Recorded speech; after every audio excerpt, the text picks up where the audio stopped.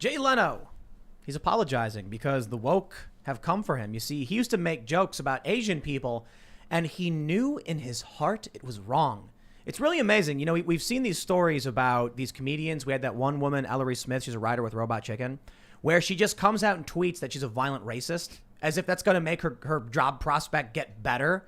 And she also made disparaging comments about Asians. It's funny because I brought this up probably a year or two ago. When we're talking about critical race theory and bigotry and all this social justice stuff, I'm like, man, these people sure do love to make fun of Asian people. Well, now critical race theory is coming back for them because the rules, which aren't solidified, I guess, changed. And now all these people that thought they were on the right side and allowed to do what they do, everyone in the crowd was doing it, so they did it. Now they're getting canceled. Jay Leno's scared. He's going to lose his job. So he's like, I admit it. I knew it was wrong the whole time. That's what I don't get. Like, you want to apologize for being racist or whatever? Fine. But to come out and be like, I always knew what I was doing was wrong, that's crazy, because why would anyone want to work with you after that? Now, I get it. Jay Leno's retired, but we're going to talk about this. We're going to talk about cancel culture. We got a bunch of other, ridiculous stories. Dollar Shave Club apparently announced that they're shutting down their magazine. And I'm like, I wonder what kind of magazine this is. It's like, apparently it's a men's magazine, but it's like super woke and anti-masculine. It's no wonder they shut it down. Get woke, go broke. Jay Leno's gonna reel from this because now he's admitted he's always been a racist. Congratulations, Jay, you're a racist. That's your legacy from now on. Joining us to talk about these issues in cancel culture and comedy is comedian Aaron Berg. How's it going, man? Good. How are you? Pretty good. So what's your deal? You're a comedian? Is that it? I'm a comedian. I have a show on Compound Media, and it is called In Hot Water. It's Monday to Thursday with the brilliant Gino Bisconti. I use the word brilliant very loosely. And I also have a Patreon show called Gum Fridays on Fridays, and I've been doing stand-up in New York City for almost 10 years. I've been doing stand-up for 20 years. I'm extremely funny. And 20 years. Yeah. So you probably made the same racist jokes as Jay Leno. More. Way more. On behalf of Jay Leno, I would like to apologize. Hold on. I'm Asian, so I'm allowed to laugh. You guys have to shut up. Thank you. Yeah, racist. Yeah. Wasn't funny. It wasn't funny. I opened on Saturday with, I'm exhausted. I have been killing Asian masseuses all week, and I am just wiped out. Oh, and two others, but nobody cares about them because they weren't Asian. Wow. And it got That's a brutal commentary on the media, though. Yeah? Yeah, absolutely. Why don't they care about those two people? They don't care about Chicago. They don't care about what's been going on in Chicago every weekend for the past year. No, but that's a typical talking point. It's been going on for more than the past year. Right. And shootings, we thought were going to take a curb because of COVID, but they haven't. Shootings got worse. Yeah. But, I mean, at the same time, there's mass riots, and they're calling for defunding the police. So, all right, we'll get into this. We'll save it for the bigger conversation. But, Ian's chilling. Hey, everybody. Hey. Ian Crossland here. Hi, Aaron. Nice to meet you. You too, man. This is great. It's so fun to be in this nondescript location, which is like very well hidden out. And I drove here, and it took all day, and it was raining.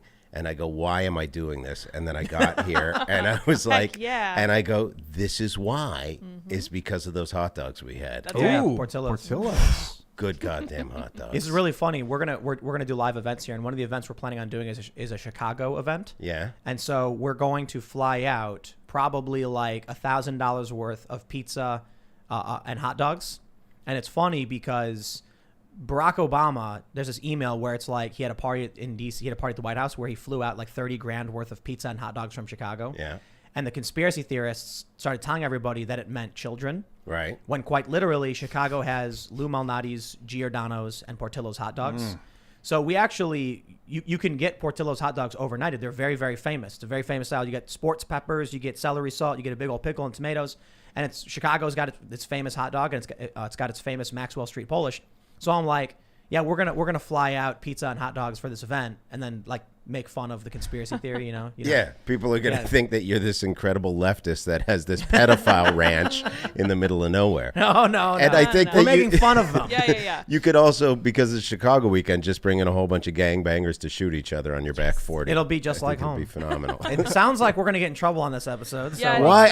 I thought that I was treading very lightly. But think you came out with a bang. All right. All right, so Lydia's pressing the I'm buttons. also in the corner. I'm going to laugh my tail off tonight, and I'm going to love it. It's going to be awesome. All right, well, before we get banned from the internet, Yeah. we got a sponsor today, and Thank it's goodness. BioTrust. I'm extremely excited for this. Go to strongerbonesandlife.com, and you can secure your supply of BioTrust Ageless Multi-Collagen up to 51% off while supplies last. We actually have it right here. Ian puts it in his coffee. It's so good. You know, all the time, actually. He's drinking it right now. It's creamy. And I put it in smoothies. Collagen, for those who don't know, it's an important protein for your skin, your bones, your joints. So, you know, being a 35-year-old skateboarder and trying to exercise, I take that seriously. I'll make smoothies, protein shakes, and I definitely love this BioTrust stuff. But they got a bunch of really important things they want me to tell you about. Go to strongerbonesandlife.com. You'll find the link in the description below. 60-day money-back guarantee. They say the 5 key types of collagen you need from 4 different sources. Hydrolyzed collagen peptides, meaning better and faster digestibility to support maximum benefits. For every order today, we donate a nutritious meal to a hungry child in your honor through their partnership with NoKidHungry.org. To date, BioTrust has provided over 4.4 million meals to hungry kids. Please help BioTrust hit their goal of 5 million meals this year. It's non-GMO and free of artificial colors, flavors, preservatives, sweeteners, free of gluten, antibiotics, and RBGH and RBST. No odor, no taste, unlike bone broth or other collagen supplements. No clumping. Free shipping with every order, and this is really awesome. You get free VIP live health and fitness coaching from BioTrust's team of expert nutrition and health coaches for life with every order. That sounds amazing. I don't know how they afford that. That's really great. And a free new e-report, the 14 foods for amazing skin with every order. So seriously, in the description below, you will find strongerbonesandlife.com. Check it out. Pick up your collagen. And shout out to BioTrust. Thank you for sponsoring the show. And don't forget, if I can find where the mouse is, go to timcast.com to become a member and get access to exclusive members-only segments of the Timcast IRL podcast. We had Jody Shaw yesterday. We had Chrissy Mayer the day before. And typically in these exclusive segments, you'll hear a robust a variety of profanities from the people. Not always, but we do swear more and we say things that YouTube doesn't want us to say. And I can only imagine it'll be a particularly spicy members-only segment tonight. So go to timcast.com, become a member. But let's get into that first story. The story about Jay Leno. He says, according to the Daily Mail, in my heart, I knew it was wrong. Jay Leno apologizes to Asians for decades of jokes that promoted stereotypes and were made as recently as 2020. They say, Media Action Network for Asian Americans waged 15-year campaign to end the remarks. The comedian says at the time he believed the jokes were harmless. Comments continued until last year when Leno cracked about Koreans eating dog meat. Leno says the apology is not the result of cancel culture, but a legitimate wrong that was done on my part. It's amazing. I mean, that's the gist of it. Apparently, he offended numerous people on the set of NBC's America's Got Talent. Quote, at the time I did those jokes, I genuinely thought them to be harmless, Leno said during a recent video conference with MANAA. I was making fun of our enemy, North Korea, and like most jokes, there was a ring of truth to them. What? Wow. Wow. Yikes. Wait. He's like, I apologize for making these offensive statements. That were true. They were true. Wow. That I love it. Is Jay Leno actually just, taking the piss? Could be trolling. Yeah, is he trolling us? What? being Yeah. It's actually- I love it. He felt like they were harmless, but he knew in his heart they were wrong. What was he saying? He says, he said, I genuinely thought them to be harmless. He says, I knew they were wrong. He says, like most jokes, there was a ring of truth to them. Yeah. Ooh. You talk. Wow. I know it was wrong, but I was absolutely right Yeah, I know. in Totally saying telling the this. truth. And it's not like I went after South Korea. They still have the internet, so I wouldn't attack them. Wow. I kind of feel like, did we just maybe get punked by Jay Leno and he's just laughing all the way to the bank now? Like, he doesn't care. He's retired, I guess. Got all He's his super cars. rich. He's just trolling like Tatiana McGrath right now. He's Yes. just like fake apology.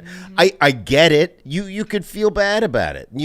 Leno is a typical edgelord. If you remember I'm joking. He was he was known for towing the line as much as you Stodgy could toe the line. corporate, late night. Extremely, never touched his Tonight Show money. Every cent he made, all in the bank, lived off of his stand-up money. It's a very well-known fact. But you can't, no one called him out for it. So I get that you feel badly about it, but keep it to yourself and make a donation. You don't have to go out and throw yourself under the bus. What's his show that he has now? It's about cars or something, right? Yeah, I don't know, but I can't believe he said that. I'd like to apologize for making these offensive jokes, which were true, by the way. No, so there's another quote. He says, whenever we received a complaint, there would be two sides to the discussion. Either, quote, we need to deal with this, or screw them if they can't take a joke. Too many times I sided with the latter, even when in my heart I knew it was wrong. Leno says the apology was not the result of pressure from so-called cancel culture that has drawn complaints from others whose comments came under public fire for actions or statements. Leno said the apology was the result of a legitimate wrong that was done on my part. You know what, man? I'm offended. I'm offended right now. I think what Jay Leno is saying, this apology, is extremely racist to my family, to the, and I don't mean this sincerely. It's patronizing. Yeah. When he makes a joke about a despotic, authoritarian regime in North Korea, good. Screw him. Like, these are the North Korean Communist Party, or whatever you want to call it, Kim Jong-un. These are bad people. They put people in gulags for thought crime. Right. We do not like the authoritarian garbage. We like the idea that we can poke fun at each other and treat each other as equals. Because that's what it is. If I can make fun of you, you can make fun of me. We can knock each other down a peg or two. We get it. It's jokes, right? Jay Leno coming out, he's not doing it because he actually cares. He made these jokes recently. All of a sudden now he's trying to act like he's not, being racist or whatever. I actually find what he's doing to be the racist thing. It's more racist because he's clumping all Asian people together because he feels bad about a shooting where 6 Asian women were killed, and he saw his friend go down for the robot chicken thing or whatever happened. Yeah. But it's the flavor of the week. Yep. This week is the flavor of the week. I'll tell you what offends. What I find offensive about the whole thing is that they only started caring not even because of this event that happened in Atlanta. They don't care about that. They care because the tide shifted in the woke cult, and now they have to, move with the hive. And so that's it. They don't know about what happened. They don't care about the news. All of a sudden they heard, oh, you're going to get in trouble because there's a protest that says stop Asian hate. And they're like, oh, okay, I'll pretend to care now.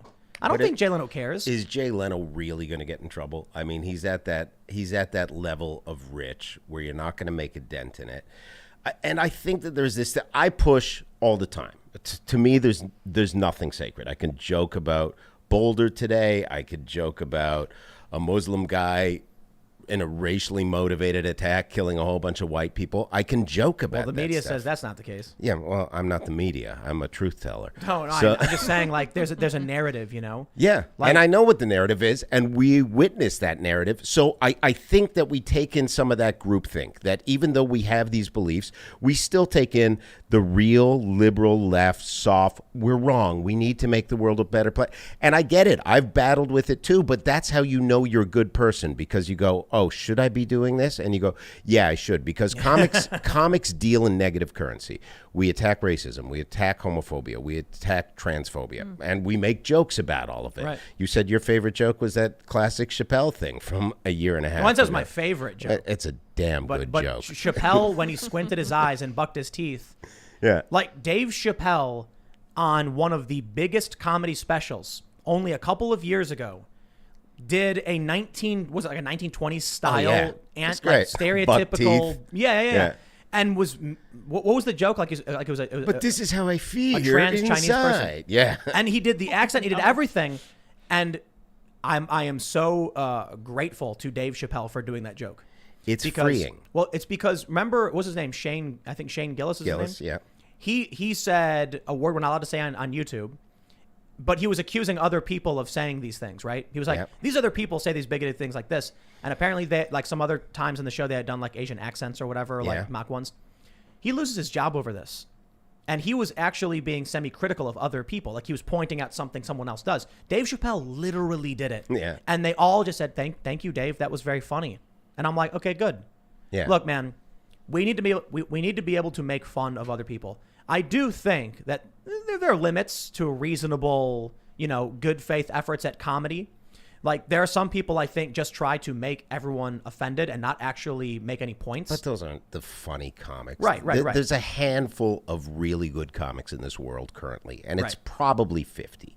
And that's including England, and they're long-winded storytellers, but there's still something really relevant to the craft that they do.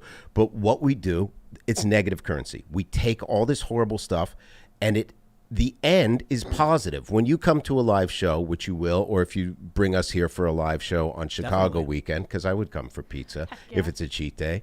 And then when you see the way these people laugh, and I'm not talking giggles, like the stuff that I do in New York in front of the most diverse audiences in the world has people holding their stomachs laughing. So it's a negative thing that has a positive end. I've seen Joe Rogan's show in Philly.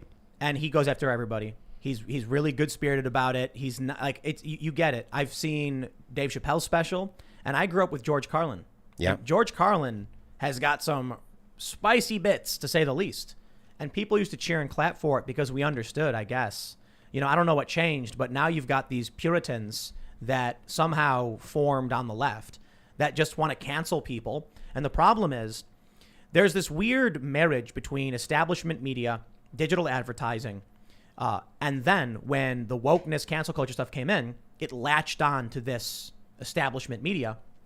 So now because of that, all of these people like Jay Leno, will just be like, tell me what you want me to say, and I'll say it. That's basically what they're doing. So they're abandoning their principles or showing us they never had them to begin with, or they're showing us they're absolute cowards. And they don't care to actually stand up for true, classically liberal values, freedom of speech, progressive thought. Right. Yeah. What's really crazy? I was listening to I remember. I was listening to I was listening to that Eminem song.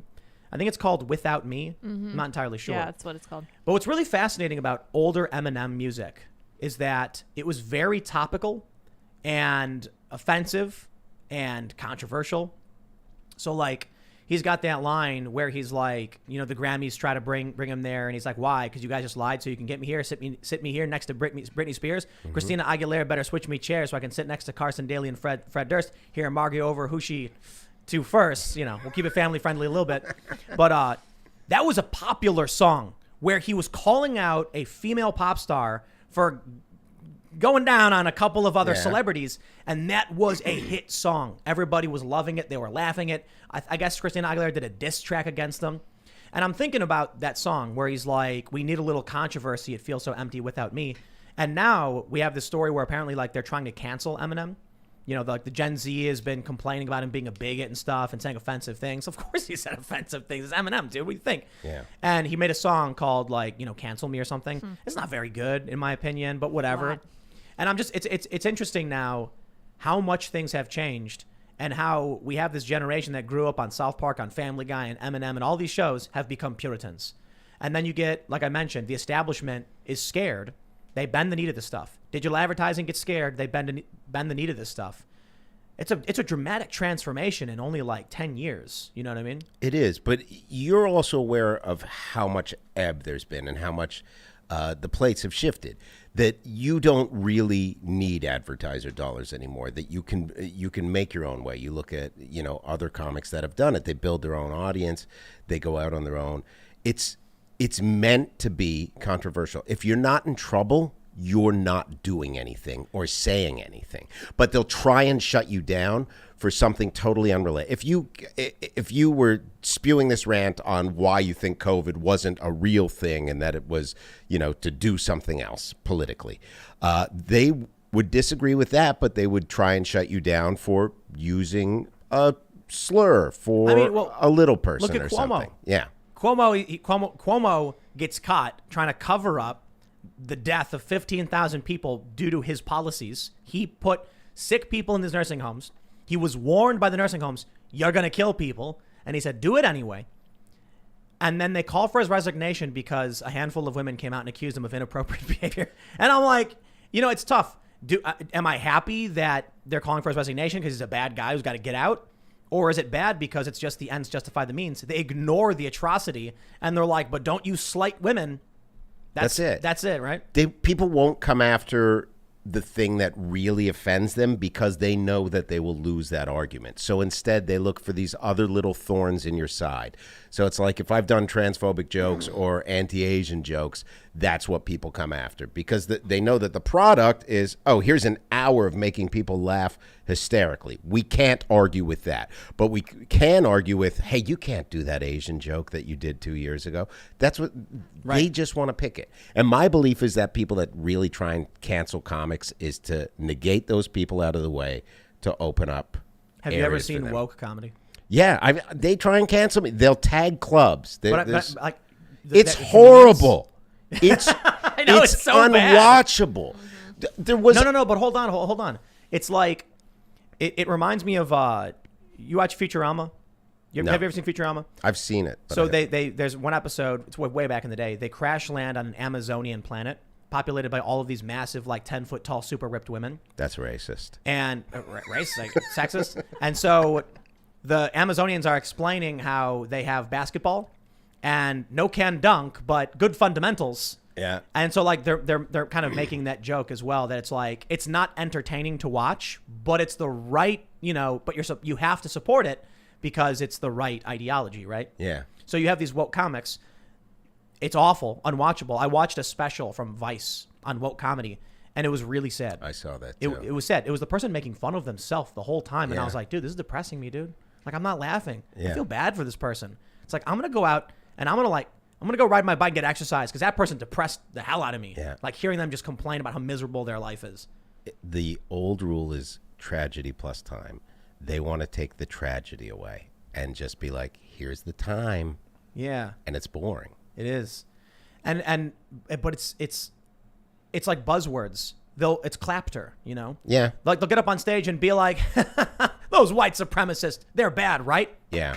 There's a lot of white people bashing. Now, I haven't seen it that much in the past year because comedy's been either like illegal and taking place in speakeasy environments or outdoors. Illegal. And the only real people that have been doing it are the people that are ballsy enough to go out and be like, hey, I don't care about this thing that killed 500,000 people, allegedly, but I'm going to go out and just do comedy.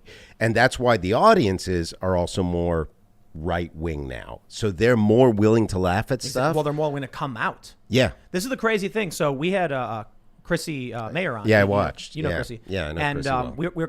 I think she brought this up, or the subject came up, where you have all of these leftists who are scared of COVID. They don't want to go out. All of these urban environments where they've shut everything down because of COVID.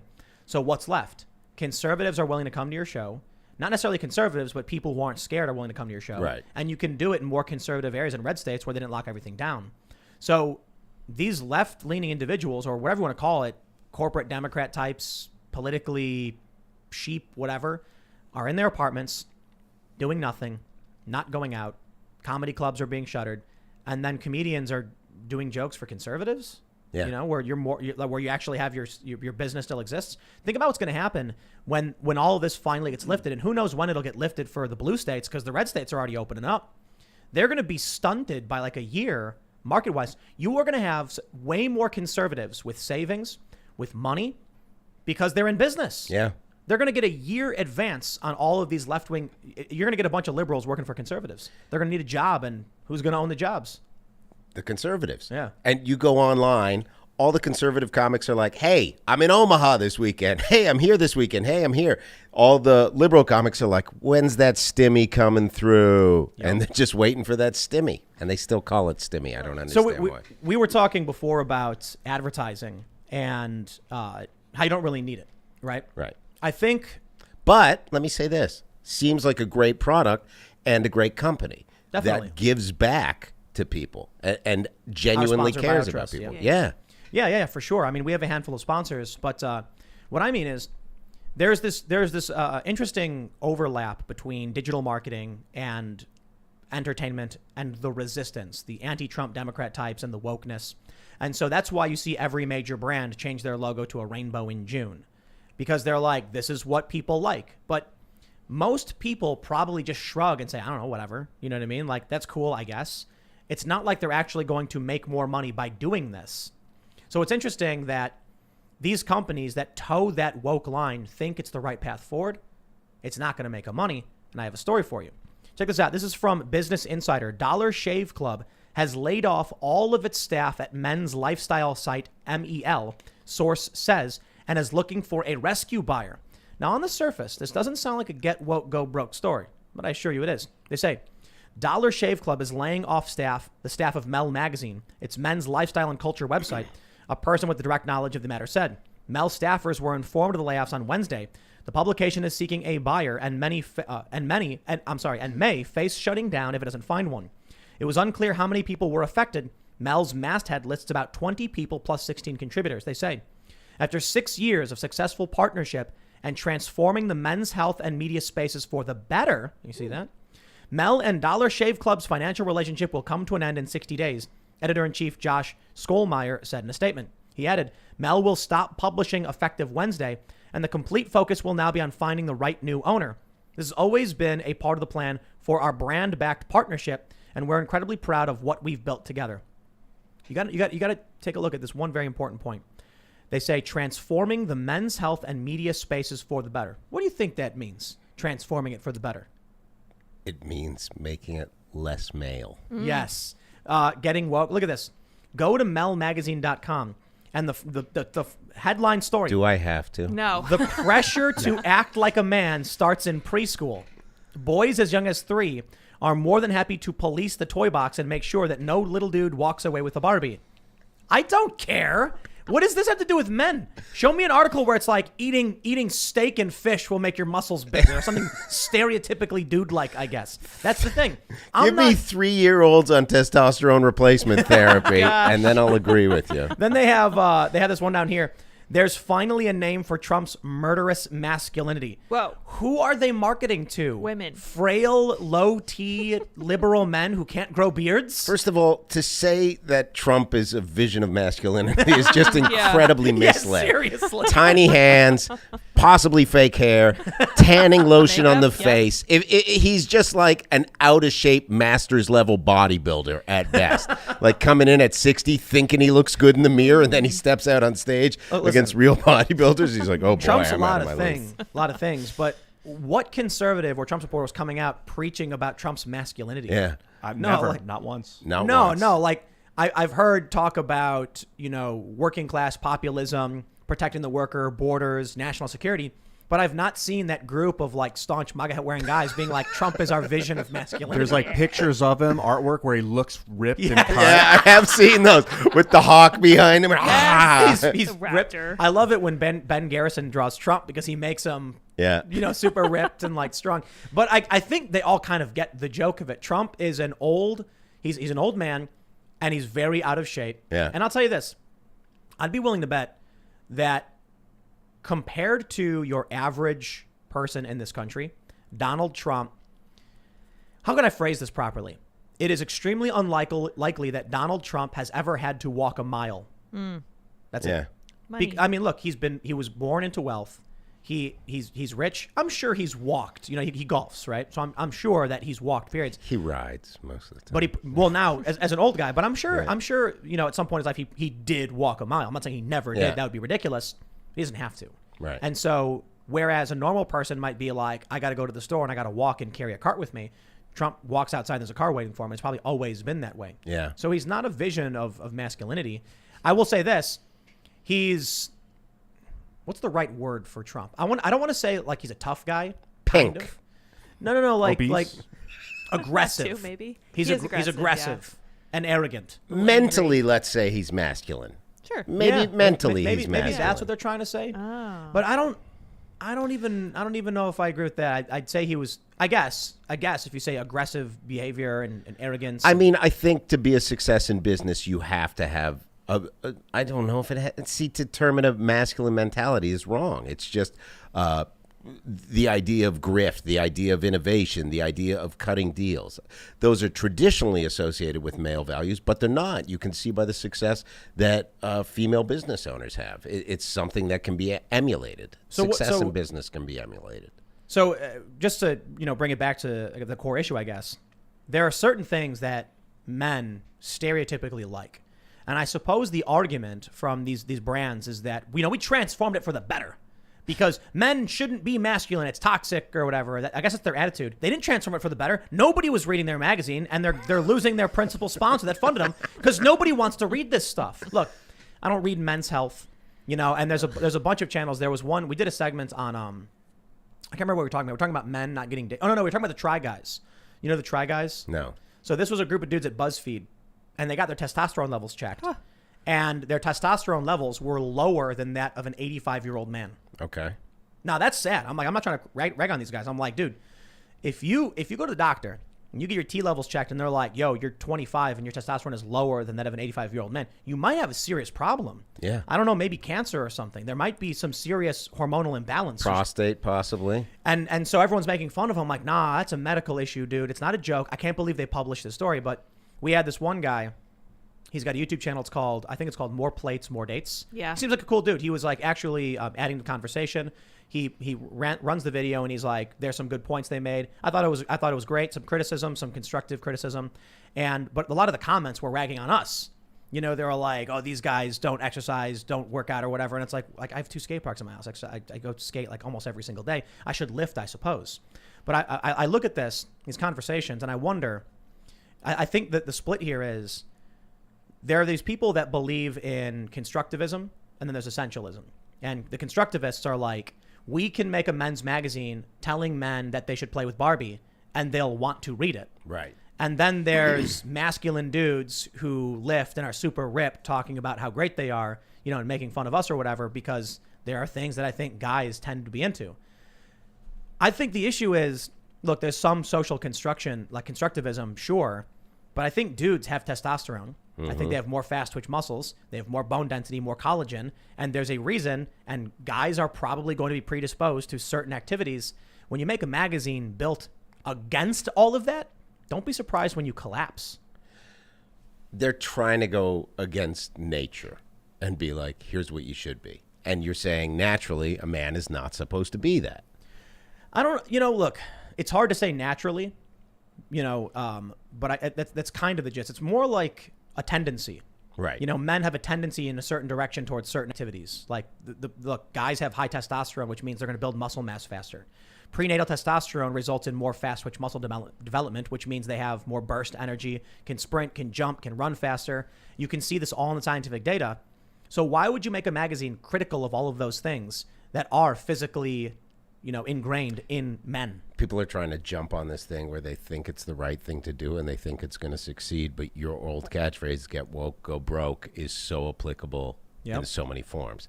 I haven't seen anybody. Okay, successful comedian, Patton Oswalt. He's woke.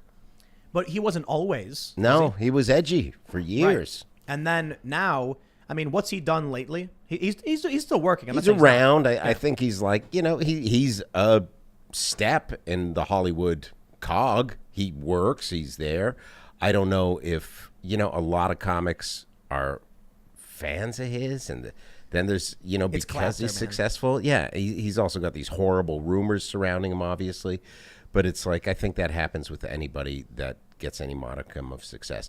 There's nothing inherently wrong with masculinity.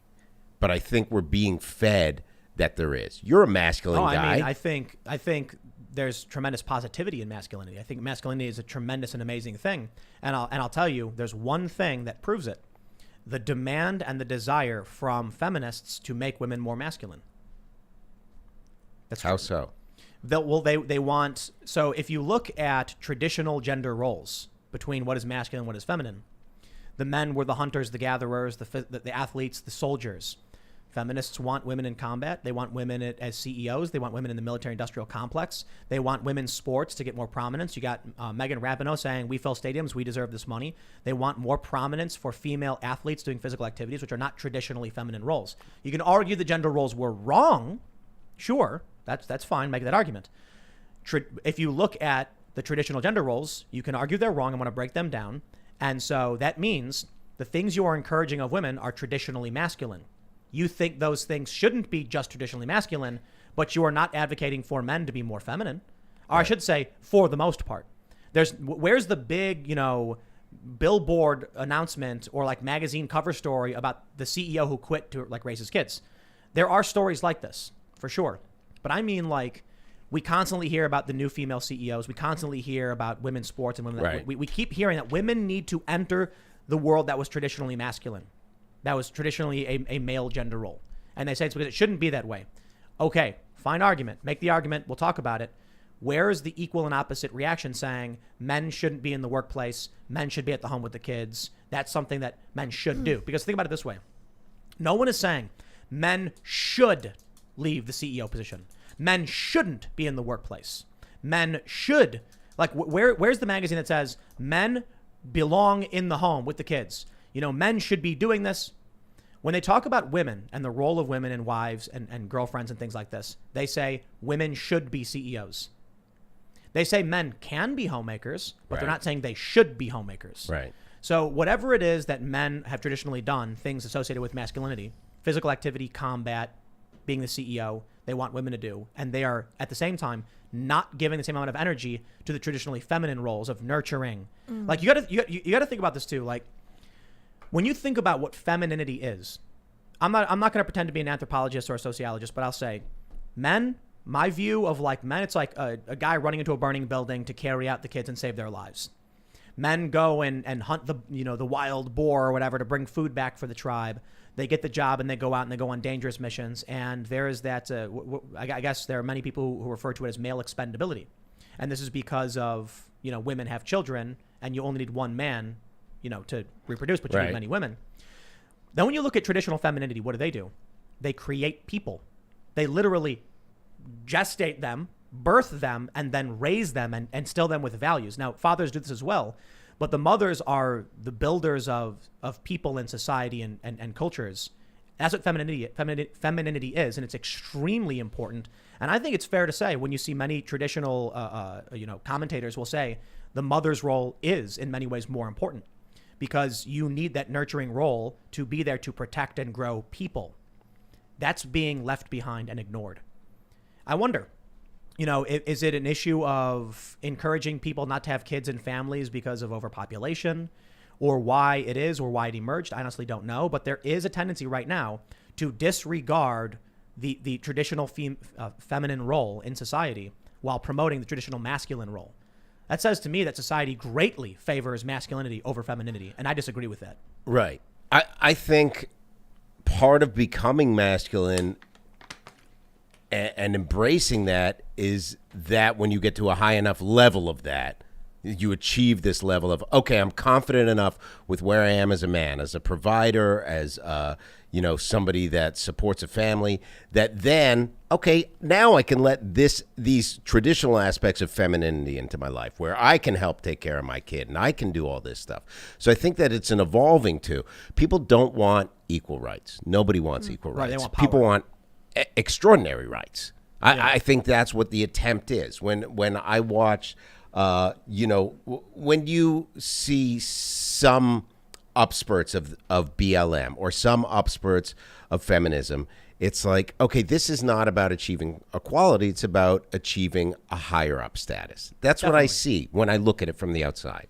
Absolutely. It's power. Yeah. And I think there's a lot of people, especially the woke people, who have found a path to power lies in victimhood. And that's hence you see the oppression Olympics, and then you see just ridiculous businesses and attempts to make money off controversy and make TV shows that are overly woke. And it's just awful cringe. Victimhood is a currency for them. For comics in the business, we had a woman that, our fans made a joke about.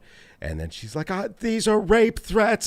They're coming to my house to it. No one ever did any of those things. Someone made an off-color joke. And her victimhood helped propel her to the next level. I mean, she used to have 5,000 followers. She's got 60,000 now. Then she'll make a joke about, I hope Trump dies or something. And then then people go after her and she'll be like, oh, but look what happened. Some guy called me a DYKA. Am I allowed to say that? No, not on YouTube. But Okay. I find But something I spelled it. really curious. Like, I constantly hear from these journalists that they get emails, like these female journalists get emails from guys who call them awful names and say, you're awful fake news. And they use all the slurs in the book. And I'm like, I wonder who writes those emails. You know what I mean? Like, you get this female journalist who works for the New York Times, and then she posts a screenshot saying, here's an email I just received. And I'm like, dude, I get emails like that too. I just don't post them. Yeah, I get death threats. I don't post them. But they know Because- it's currency in their tribe. Because So- then we're hypocrites if we post them. We go, hey, look, someone just threatened it. Literally, I have a screenshot of someone saying it would be really funny if some of your loved ones died. and I know who the guy is. I know he's a real guy, but I don't post it because if I post it, then people are like, well, you should take it. You're a big, bad comedian. You should be able to take the death threats. But the other side is not supposed to. It's yes. And I also think. So where's the equality? Listen, is anybody on the side of freedom, maturity, going to be like, I'm so sorry for you. Oh, let me donate to your GoFundMe because someone said mean words. They're going to be like, why are you posting this? Yeah. Like, we know you're strong enough to be resilient towards this stuff, and we don't care. Yeah. On their side, the way it works is there are large swaths of people who don't know and don't pay attention. Right. So here's a really good example. We had Jody Shaw on the show the other day, right? Are you familiar with her story? No. She worked at Smith College, and she quit and filed a complaint over hostile work environment because they kept, criticizing her for being white and telling her to talk about her race and negatively impacting her job based on race. And she was saying how she didn't complain about it at first because she just thought it was normal and white people don't complain about this stuff. And then eventually she realized it was really eating away inside and that she couldn't stand being attacked based on race, and she did something about it. So what happens is that first part of the story she told where she said, you're just supposed to accept it. You're not supposed to complain about this. This is what these journalists and these woke cancel culture people make the social currency off of. Regular people who aren't paying attention to politics and don't know. They hear a story about a journalist who's getting death threats from Trump supporters, poisons the well for Trump supporters. Then there'll be a Trump supporter saying like, a reasonable, rational guy with a MAGA hat. And they'll be like, it's you're the people doing that. And it's because these individuals have no idea what's going on, don't read the news, don't follow the culture. And then they're fed these stories. They just believe them. The weapons work. Now, for you don't have access to the New York Times platform. So you posting that screenshot won't do anything for you. It does everything for them because they have access to legacy media and these powerful institutions, which is why I tweeted earlier, I think I found a solution to help unify the left and the right. Okay. I think we can get the Bernie Sanders supporters and the socialists and the Trump supporters and conservatives together in the same room if we just propose one policy change. Mm-hmm. Taxing Hollywood millionaires and billionaires and legacy media millionaires and billionaires at 90% of their income. Because then the leftists are like, tax the rich, I'll take it. And the conservatives are like, oh, the Hollywood liberal types in the media? Yeah. Do it. That's a good idea. I've always advocated for tax the poor. I think that taxing the poor is a great way to get people to hustle. Pick yourself up by your bootstraps, tax the poor. And it's a great hoodie, too. Well, Bloomberg actually proposed that. Did he? Michael Bloomberg said, poor people spend money on stupid things. I'm paraphrasing. And he was like, so you tax them, and then we can better spend that money for them. Yeah. I think that is insane. Okay, first and foremost, the first part I think is true for everybody. People buy dumb stuff. Yeah. Like, dude, I look at like these yachts from these rich guys, and I'm like, why do you have that? Come on. Elon Musk is doing it right. What did he do? He built a spaceship. Yeah. Right on, brother.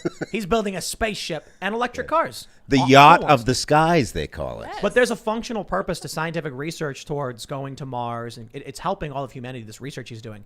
Then you look at some of these other billionaires and millionaires, and they're like, I have a large boat.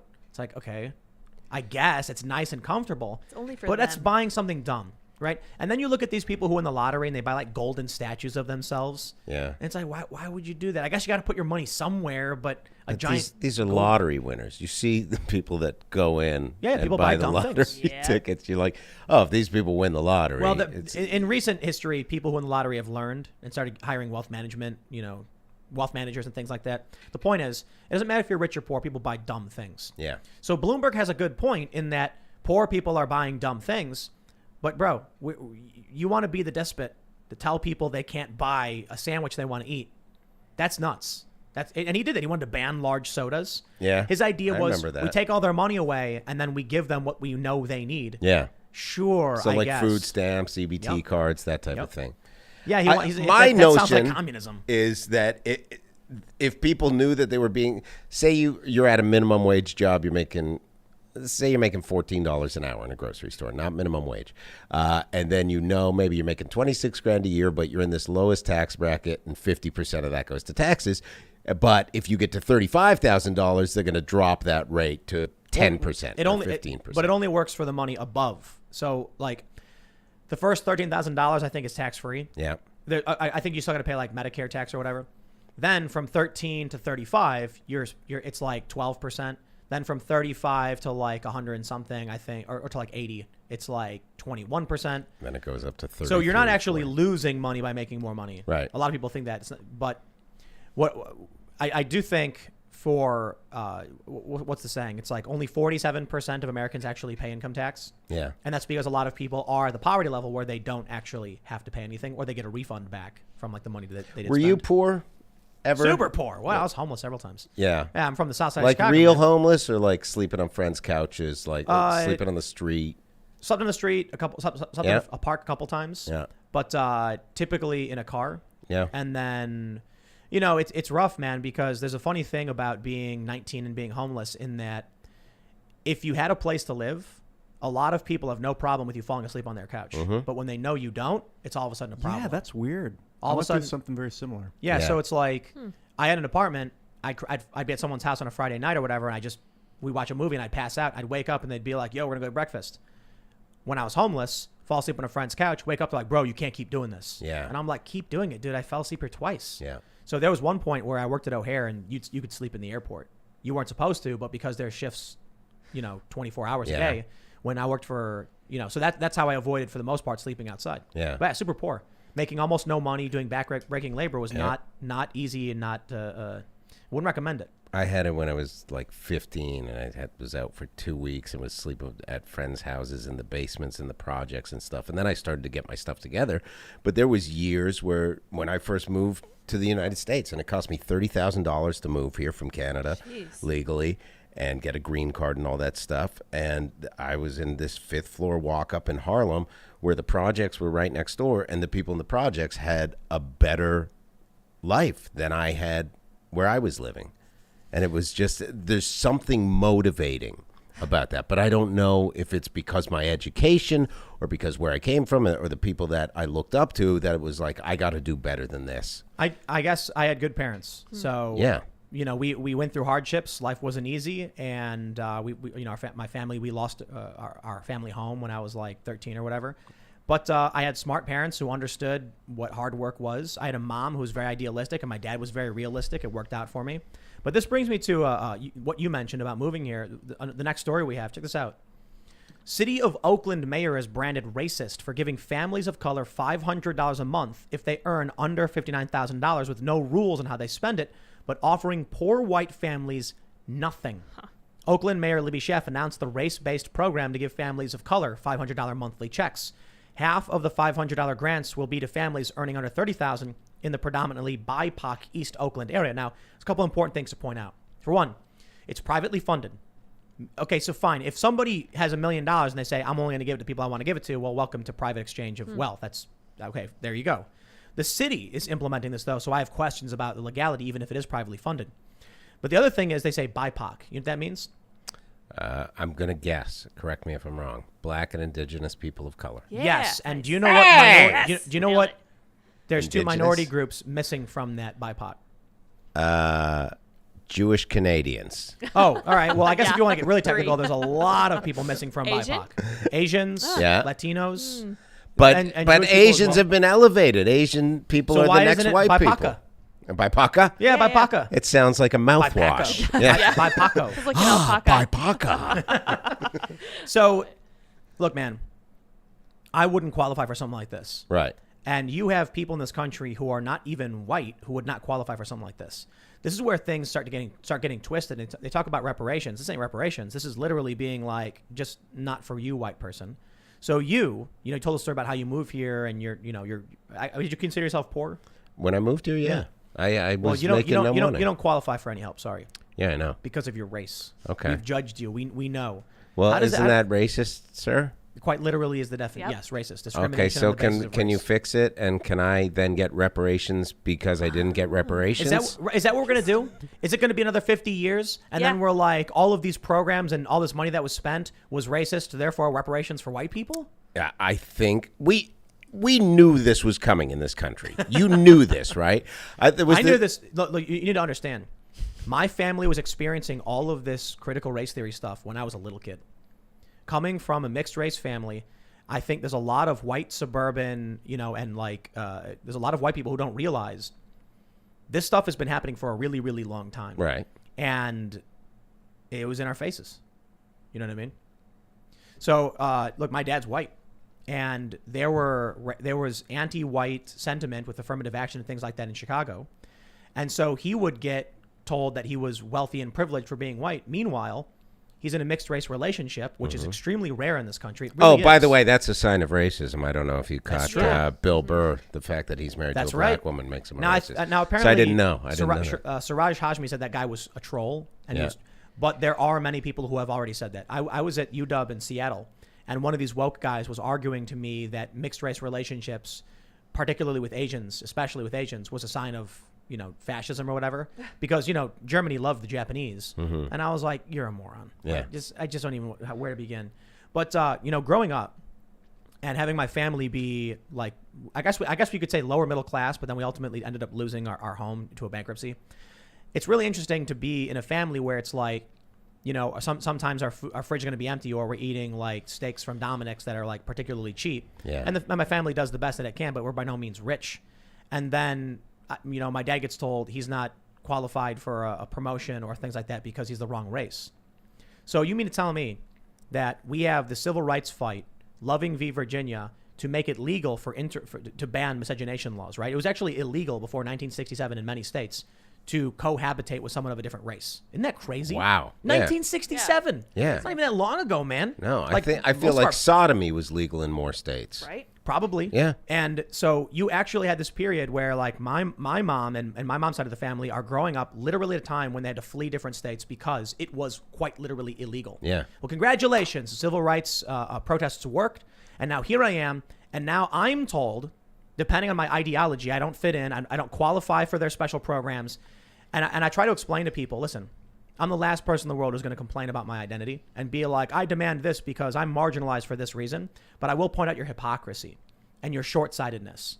What these people don't realize when they talk about the black indigenous people of color communities, the indigenous community has a community. The black community has a community. The Latinos have a community. The Asians have a community. There's no like mixed race meeting groups where you share your common cultures. Right. In fact, Koreans are extremely racist and they're not forgiving. So you grow up in this environment where the only thing you actually have that you find yourself surrounded by is Americans. I grew up in an area where, people of all different races, all Americans. So there was no issue with race. Now we're entering this world where they're claiming they're the champions against racism, and they're quite literally making it worse for everybody, especially the ones that the civil rights movement fought to help. And it's amazing. Most of the people that are against racism are also anti-American. Definitely. And when you say that there's this unity between people that just no matter what race they are hanging American flags outside their home, you're just like, oh, everybody's going to get along here no matter what's happening because they believe in the country. The thought came into my head literally this morning, and we haven't heard it for years because it didn't exist during Trump's presidency. Remember the old love it or leave it quote that people used to say all the, well, you love it or you leave it. And it's like that is so far gone now because the country's gone through such turmoil and separation. It's inevitably going to change. There's no going back to that life, liberty, pursuit of happiness, love it or leave it. I don't think so. I think that he was the closest thing that they were going to get, but Trump's egoism probably kept us from that. But I don't think it's going to happen. It's not going to happen under this presidency. I mean, Joe Biden's awful for a lot of reasons, and I think Donald Trump was I call him the imperfect avatar of the national populist rage that they were feeling. The establishment was politicians are crooked, corrupt, crony politicians. We've known it for a long time. We saw the Occupy protests, now almost 10 years ago. People in this country were fed up with the revolving door policies. Some guy works for Halliburton, and then all of a sudden he's the vice president. We knew how the game was being played, and we snapped and said enough. And you had a split. You had left populists who are like, we need social programs and welfare and socialist policy. And then you had the right, laissez-faire, more capitalist, things like that. So, many moderates. And then you end up with Donald Trump. Mm-hmm. And he was the one strong enough to smash the door down. Unfortunately, he's imperfect. Maybe Ron DeSantis in 2024 will be much better and more tactful and better embody that anger from, many of the American nationalist types. Bernie Sanders came out recently and denounced the permanent suspension of Donald Trump from the social media platforms. That's a good sign. Yeah. And I'm hoping that we can find certain things to agree on, because the Trump supporters, I think, recognize this to a certain degree. They have more in common with Bernie Sanders supporters and these progressives than they do with the Democratic establishment. Sure. The problem is many of these progressives will vote for a corporate Democrat before they ever imagine voting for a right-wing populist, because they think they're fascists. That's what that's the bear that's got to be broken down, where it's like, look, man, my policy positions, my ideals, I took the political compass test. I'm even further left than I realized on the political compass test. It was crazy. Yeah. Because I'm like, tax the rich and all that stuff. And I'm like, how about this? How about we tax the Hollywood rich?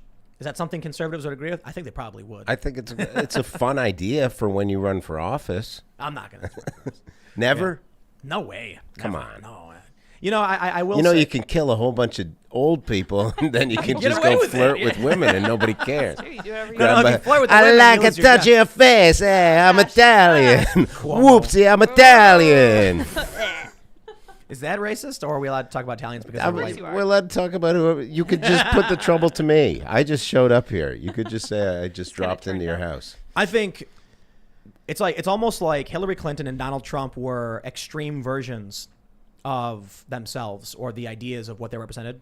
Like Trump represented the anger from right-wing populists and the America First types, the people who want this country to actually use its tax dollars to support this country. And then you get Trump. Trump is like, he's almost America incarnate. He's a loud, arrogant, boisterous, Yes. capitalist, Yes. entrepreneur. So America, like, what did Obama say? In college, the American dream is to be Donald Trump. Hillary Clinton was like, it's really amazing. If you were if on a scale of 1 to 10 of representations of things, in this country, Donald Trump is cranked up to 11. Yeah. In terms of like how much he embodies this kind of American exceptionalism. His And president goes to 11. Right. And Hillary Clinton, when you want to embody corrupt corporate crony politics, she was cranked up to 11 as well. Yeah. And Trump barely won that one. Joe Biden, they cranked it down a little bit, and then I guess, that was enough for him. I don't think he knows what he's doing, and I don't think that. But wait, hold on. I'm sorry. Yeah. When you say I don't think he knows what he's doing, do you mean to say like as president or just at any given moment? At any given moment, Tim. He doesn't know where he's standing. He has no idea what's going on. Him walking up the plane steps was just so funny. He has no idea. He's a puppet for that party. And it would have been awesome to see Bernie Sanders run against Trump. I think that they could have used that extremism. Bernie, I don't know if Bernie would win now because of critical race theory. But I think Bernie would have won in 2016, hands down. Yeah. 9 million people switched from voting for Obama in 2012 to voting for Trump. I like the notion of DeSantis because when you're an immigrant and you move here, you embrace American ideals, although somewhat antiquated. So our version of America was when Reagan was president, when I would watch TV and you'd watch the news, and I was in my early teens, and you're like, that's where I want to live. I want to live where you can say trickle-down economics. That's where I want to live. And there was this beauty of it, and Scarface was around that time, and there was just this notion of the American dream, and that's what we kicked the doors down to have. We didn't want to kick the doors down and be like, no, you're white, get to the back of the line. And I've heard it numerous times. I was up for a Comedy Central thing. First year, they go, you're perfect, but we got enough white guys. Second year. No, wait, really? Like how long ago? Really? I did Ari Shafir's show, and it was called This Is Not Happening. So this is maybe 4 years ago. And now Comedy Central is the wokest you can get. You remember Broad City kind of trailed them off, and now they're just doing bar shows with 20 people and horrible woke comedy. But they told me, I had this story where I'm going to say it as clean as possible because I don't want you to get in trouble. I pleasured myself in front of two men for $150, and at climax, the man said, I want it on me, but I didn't want to go over there because that was too femme for me, so I threw it at him. And that's the whole bit. It's a 15-minute story. It's brilliant. Condensed and offensive. I like it. It's brilliant. You can't tell it clean. It's available on ComedyCentral.com. You can watch it. It's the Well, they actually hot have it. chocolate story. It's a real story. I was a stripper for like a summer and a half, and this story was perfect for this thing. It was this long-form storytelling show about stuff that you can't believe happened. This is not happening. Then second year, I submitted, and Ari's a friend of mine. He goes, "You're great, but they really need women of color. They're looking for it." So they would down. That happened to me at Vice. Yeah, And then Fusion. And then year 3, he goes, "You came really close, but they already had enough famous work." And then I was at a Mets game, and someone called. I guess someone dropped out. They're like, "Can you be in LA Saturday and shoot this?" And I go, "Yeah." But I've had it happen to my face where because of the color of your skin, not the content of your character, you're denied something. And the problem is, what is it? 66 to 70% of the country is white. Is it? Yeah, That'll be significantly less in what, 20 years? It will be. I think in 20 years it'll be something like in the 50s. Like by 2050, it's going to be, when like white people become a minority. Yeah. There'll still be the plurality. And but they'll then be the we majority. get reparations. I think my issue with it is I actually like the idea of representation. I talk about this quite a bit when I can't remember what happened. Some Marvel movie was coming out. I think it was Black Panther. When Black Panther came out. I saw it 4 times. And did you like it? I did not watch Really? it. No. Oh, you Did didn't see watch it? No. Did I you thought see Black it? Panther. Yeah, I thought it was great. Is it great? Yeah, there's a line where T'Challa, the king of Wakanda, goes, "We cannot allow immigrants into our country because they'll bring their problems with us." And I was like, whoa, that's like super Trumpian.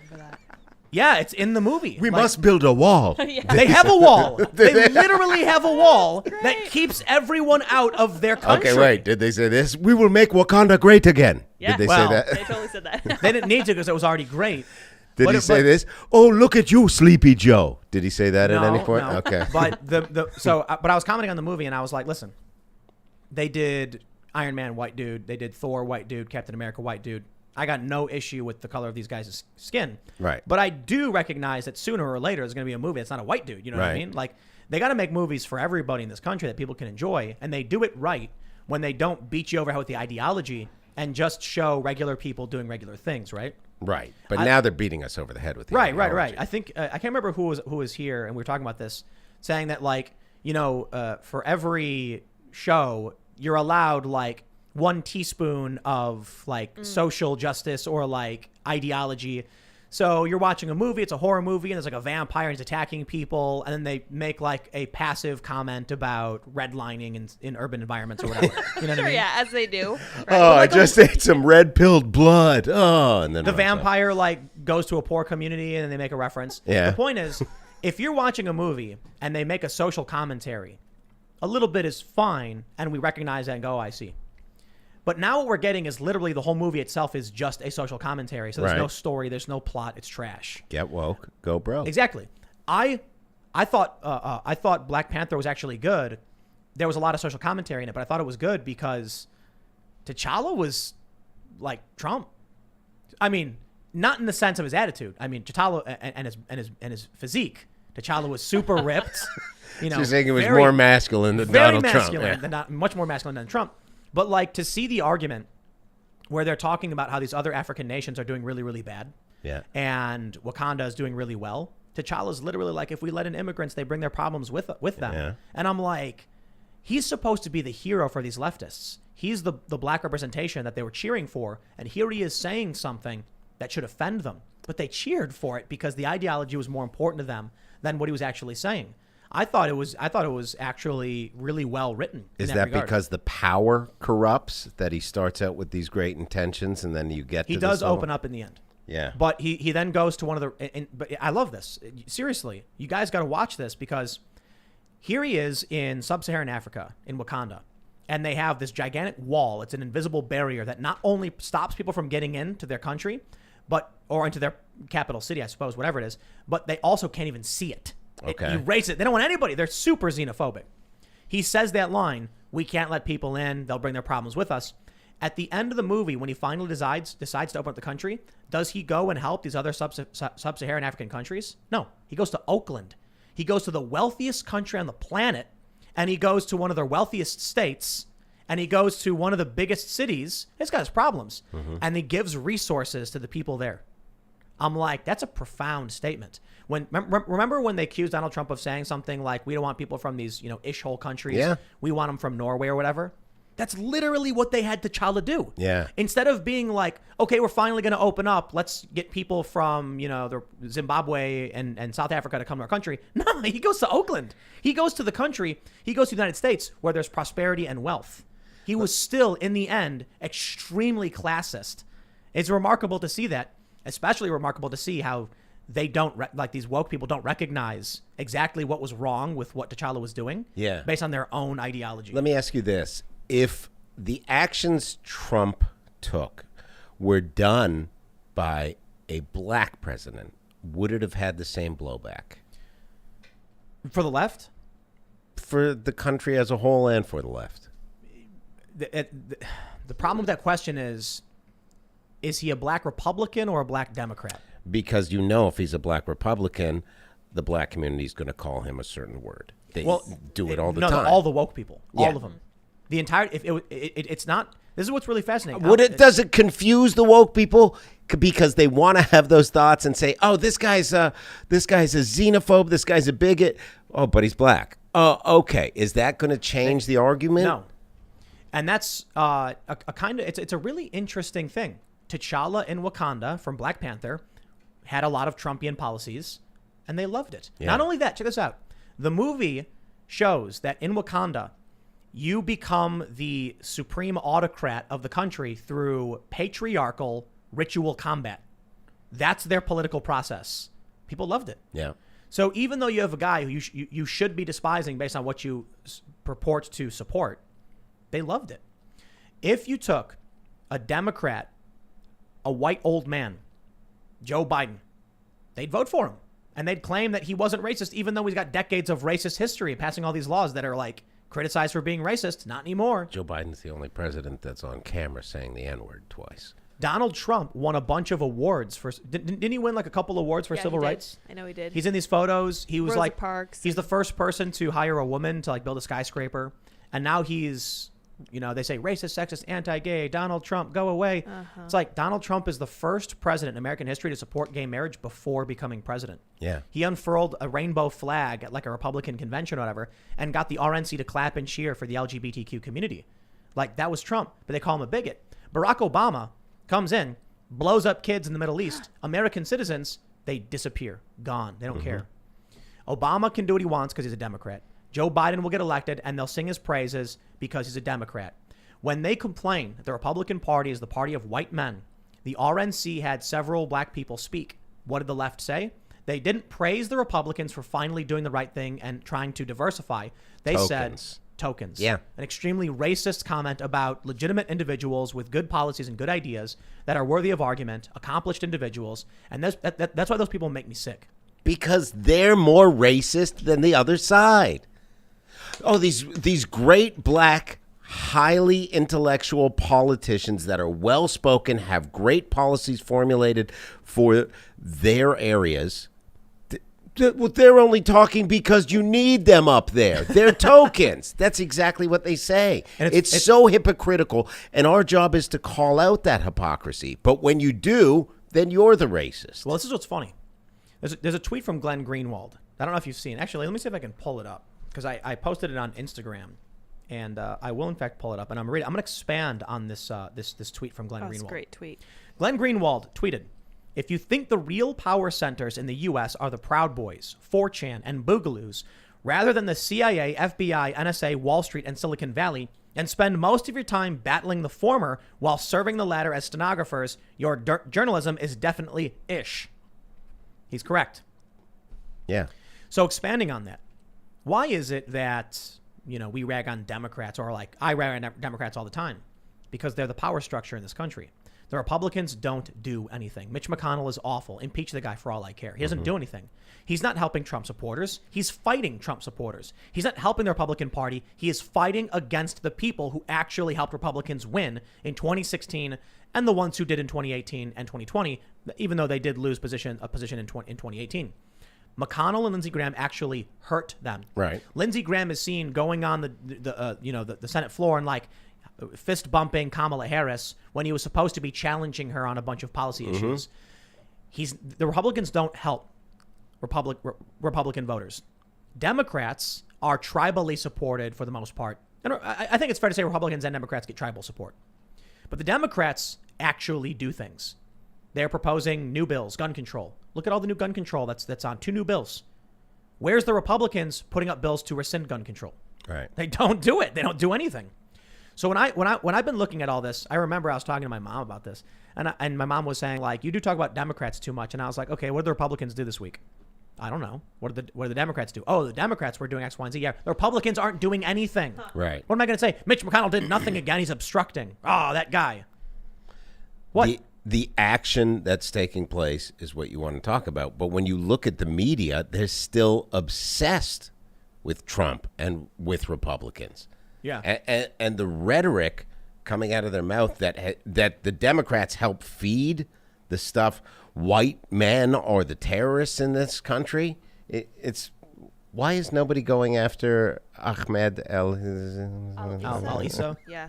Well, now they changed their tune real quick. It was really funny. There's this one woman. She's like, obviously we all know it's going to be a white man, a MAGA guy. And then when the news came out, she was like, let's not focus on the identity of this individual because that will just glorify.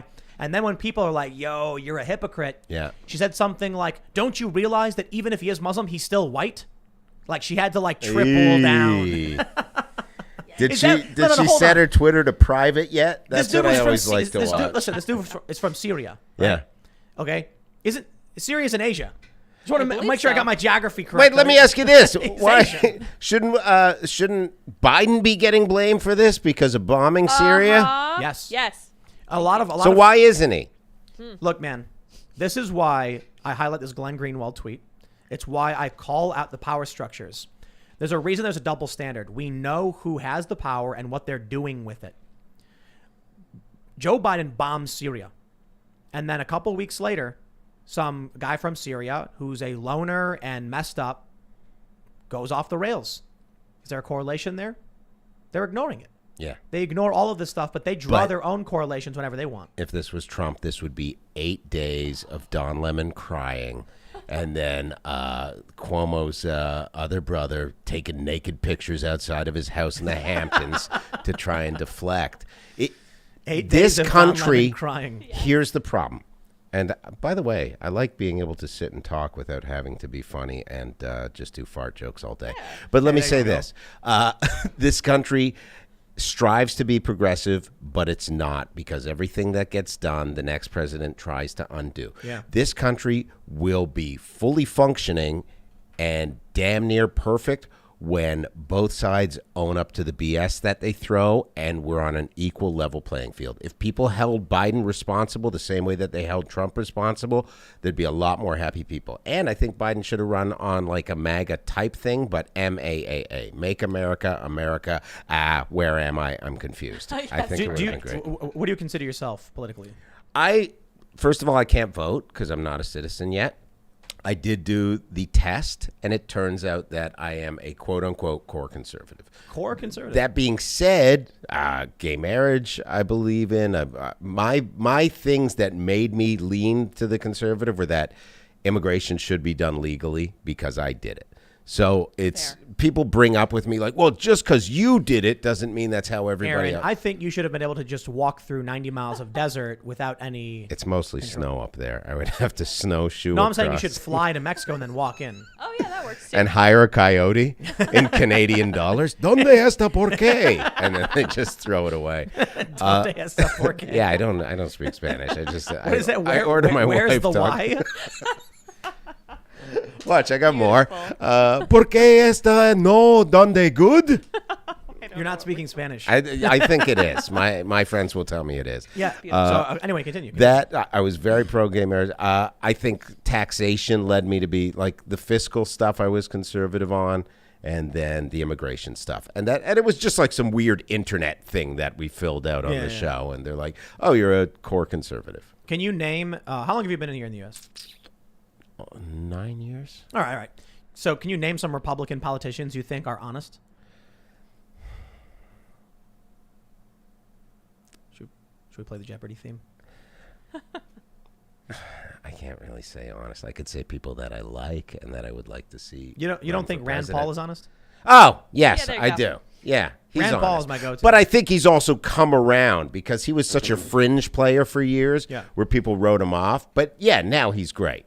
DeSantis I like, and I like the attorney general that spoke when they had to have a black guy speak for the Republicans. And I want to say Barr, but I'm not sure if that's exactly Who's who the it was. senator from South Carolina? Is it Tim Scott? I think so, yeah. Tim Scott? The black gentleman. I'm not a big fan of most Republicans. Like I said, like Mitch McConnell, the fact that guy just retains a party leadership position he is one of the biggest roadblocks for Republican voters. These are dinosaurs that are so instilled in the system. It's like, look, I did a joke, and I don't even know if I can do it here. I said old white men are not necessarily the best leader for a progressive nation. And then I say, boy, I don't even know if I can say this joke. The fact that I'm doubting it How means about I how about shouldn't. we save this stuff for the Save members this for only. later. Remind Members me. only when we're allowed to Remind me to tell you get in about the serious two trouble. people running for president. wanna Because hear the it. fact that I'm doubting it means that you may look at me really weird after. Well, so I like to do this thing where I ask people, like, can you name an honest Republican? Yeah. And people usually give an answer. It could be because of the bias that our guests have. You know, leftists don't want to come on the show. But then I ask people, can you name an honest Democrat? And everybody's like, oh, definitely not. Like, I mean, I think Bernie Sanders is a little honest. I don't know what. was it honest when he went up on stage and said, if you're white, you don't know what it's like to be poor? When No. you're white, you don't know what it's like to live in a ghetto? Maybe. Was it honest when Maybe he that's stopped- honestly what he believes because he's a rich white guy. Well, then was he honest when he dropped the word millionaire from his speeches the moment he became a millionaire from selling his book? Did he? He stopped saying millionaire. He says, the millionaires and the billionaires in this country. And So then he just changed it to the billionaires? Yes. Yes. Pretty smart. his website Pretty it honest. removed There you it. go. All right, I like this I guy. guess I'm he- going to buy his ice cream now. I guess he brought it back, saying millionaires. He And just I'm like, cut well, out millionaires and just goes to the He really billionaires. did. There was an article from You're right, because the whole national conversation changed to billionaires on and Twitter, there's like what? almost There's overnight. how many billionaires does the U.S. really have? Look, man, you got $999 million and you're flooding politics with it. I got problems with that. Yeah. You're a billionaire doing the same thing. I got problems with that. Elon Musk, what does he do? He's building a spaceship. All right, he's all right. Yeah. We don't wealth tax Elon Musk. You can keep your money because he's building spaceships. I think the richer you get, and I'm not going up against your tax the pedophile movie star thing that you're coming up with in this weird group chat, but I think that, I think rich people should be given a break. Why do you think so? Like, but define rich. Because now I'm not rich, but I Like, work. I'm rich. Don't take my money. Stop texting the thousandaires and the million. I work hard, but now it's like the harder I work, the more money I have to pay in taxes. And I think I should be given a break. I think people should go, hey, Aaron, you've worked hard. Enjoy it. I tweeted tax the rich. Then I tweeted tax Hollywood millionaires and billionaires 90%. Yeah. And that is basically like, I think conservatives will agree because they don't like the Hollywood. you Nobody does because they think Tom Hanks has an ankle bracelet on and he's like in a deep fake know. world. It's because you get these celebrities who use their money to negatively impact politics that they don't know they know nothing about for virtue signal points. Right. So conservatives don't like that when you see people like Alyssa Milano coming out and using her resources to just negatively impact the country. Then the leftists are like, tax the rich. I don't care who they are. They shouldn't be doing this. They shouldn't be flooding, politics into the zone. But anyway, I want to make this point. There's a few things I tweeted, and all of a sudden these leftists are like shocked. I tweeted the trans flag with a rifle on it, and it says defend equality. And then I tweeted, under no pretext shall the right to keep and bear arms be infringed. There's two sentences. The leftists like to say, under no pretext. And that's a quote from Karl Marx, who said, under no pretext should arms and ammunition be surrendered. Right. The workers should frustrate this by force if necessary. For Americans, there is the right to keep and bear arms shall not be infringed. And I'm like, hey, we agree on this, right?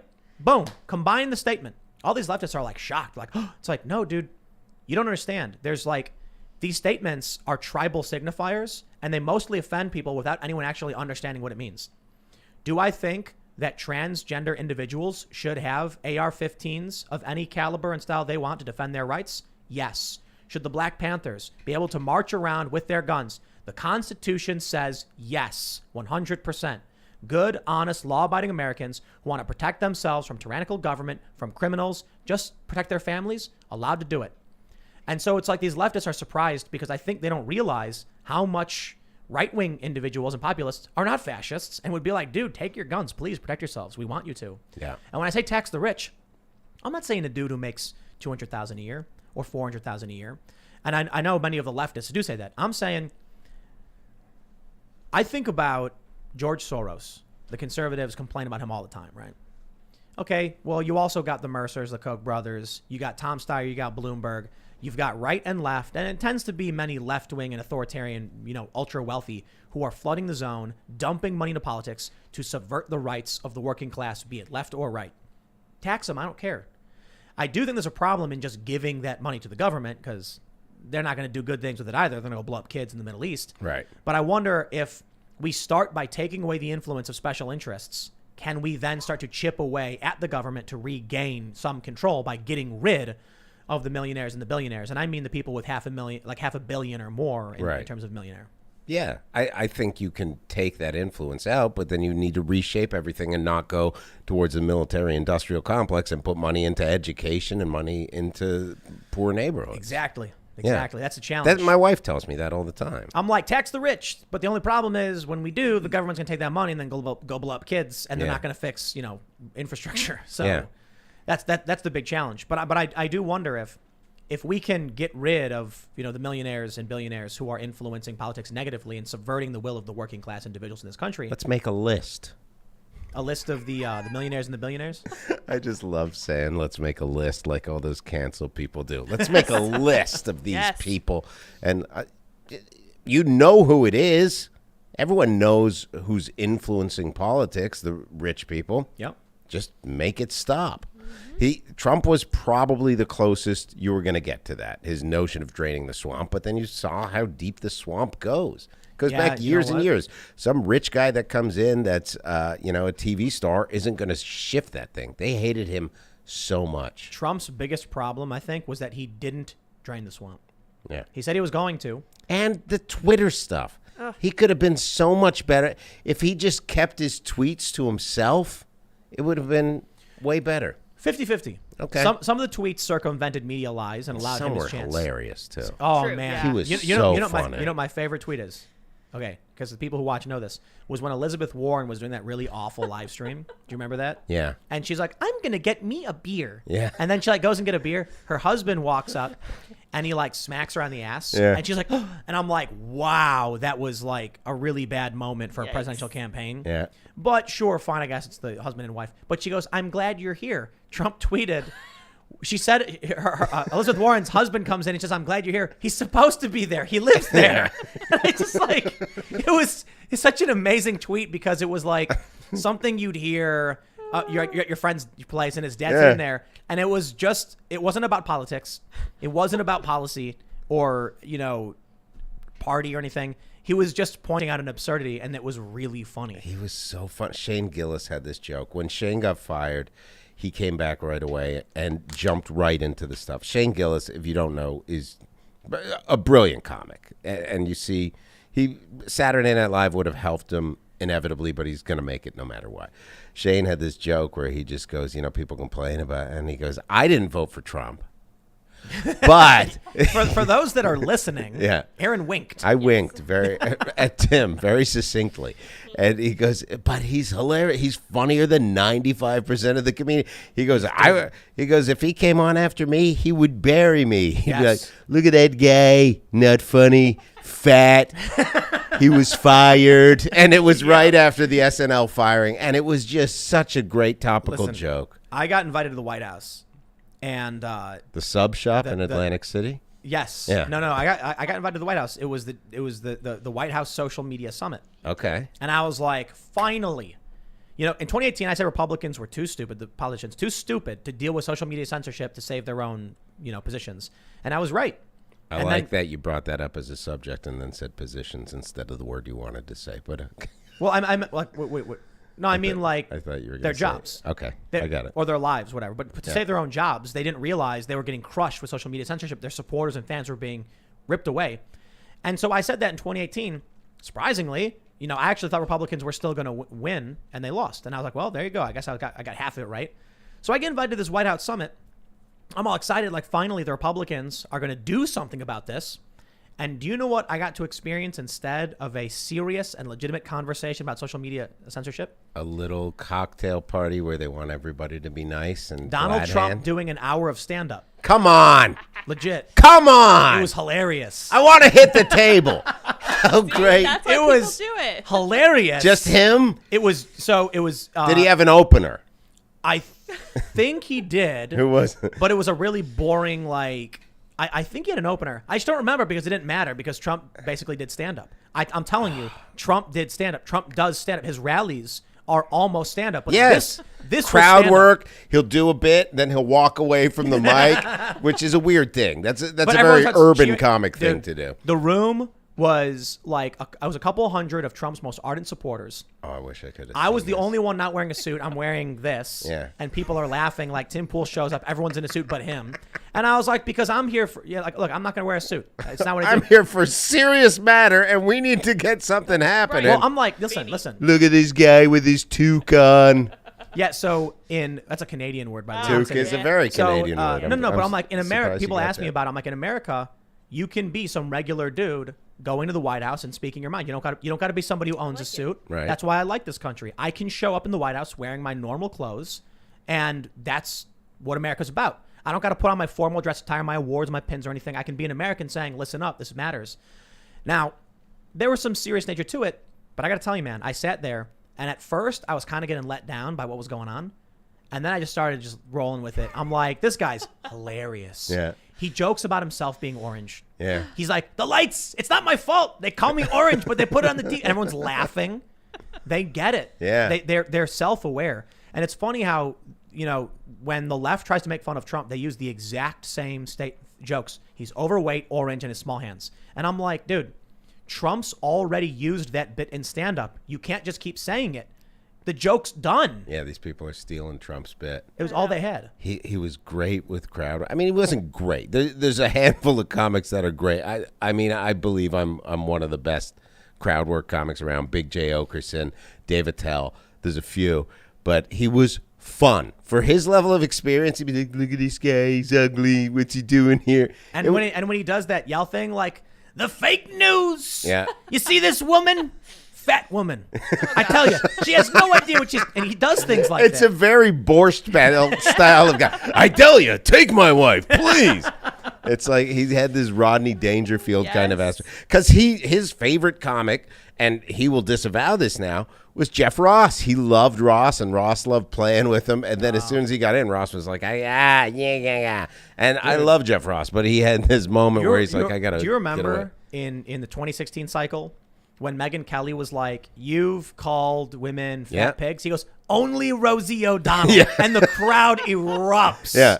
And it was like They did. And Yeah. it was at a time when she's attacking him, and you think that they're going to jump on he it. turns it into a joke. She's bleeding from everywhere. I don't That know. was the phone call. Yeah. From her eyes or, whatever.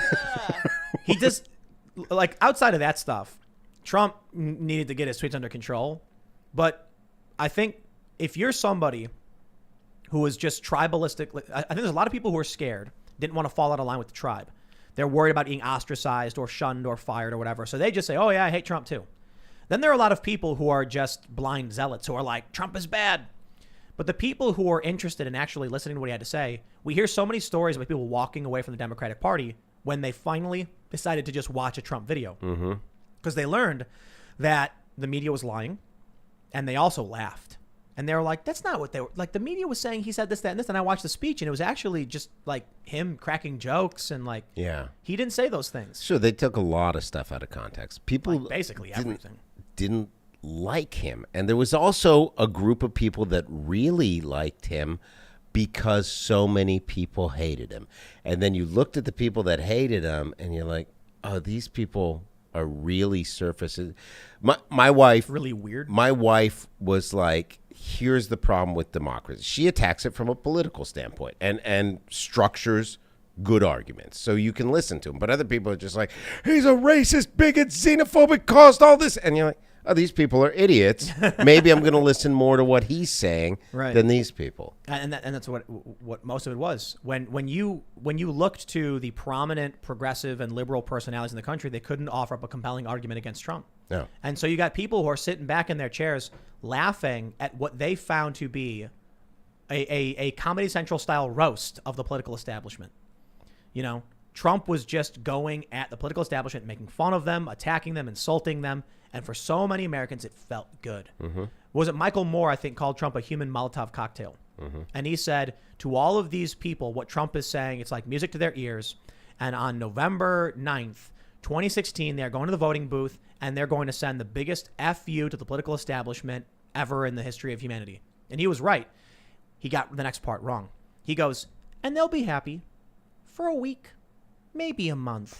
And then they'll realize, like the people who voted for Brexit, when in actuality, people were extremely happy for quite some time. Do you know how good your Michael Moore impression is? I can do great impressions, man. I shut my eyes. Do more. Go. Do more. Dude, I can't do it now. It's so good. Come on. No, I just can't. stop your inner censor and just do it. No, there's no more Michael It's so Moore. good. It's great. Why do you feel like I'm like Dance Monkey? No, I'm not. It's such a good. I'm not actually good enough. It's the best Michael Moore I've ever heard. I'm not good enough to do impressions on cue. Oh. I can flow into it in a I get it. conversation and then invoke like what I remember of them. All right. If I practiced, I could probably. bag. All right, practice because it's really a skill that you Michael could Moore excel at. Yeah. Impersonation. Yeah. He was right, man. People like they watched Trump and it just felt good. He was a human Molotov cocktail being thrown into the system, and he made people laugh. The pacing of the Michael Moore impression is perfect. The Now we're waiting. cadence. Yeah. It's just I'm not going to put you on the spot, but I think like for your content afterwards, I think it should just be you as Michael Moore. I should do more. It's so good. Voiceover for Freedom Tunes. Yes. Seamus. It's good What up? practice. Yeah. Yeah, but anyway, we got into the subject of Trump, and it's kind of like a post-mortem, I guess, on the Trump presidency and where we're at these days. Joe Biden is stumbling downstairs. He's giving Kamala Harris all of the jobs. She's calling foreign leaders. She's dealing with the border crisis. I said Joe Biden, he's going to win. They're going to put him in his wheelchair. They're going to put the little blanket on his lap, and they're going to wheel him into the sunroom, and he's going to... And then Annie's going to come in, and Daddy Warbucks will be there, too. Biden's going to be sleeping in the sun in the study, and Kamala Harris is going to be like, let's get to work. Yeah. And that's basically what we're getting. He tries to run up the stairs to make it seem like he's...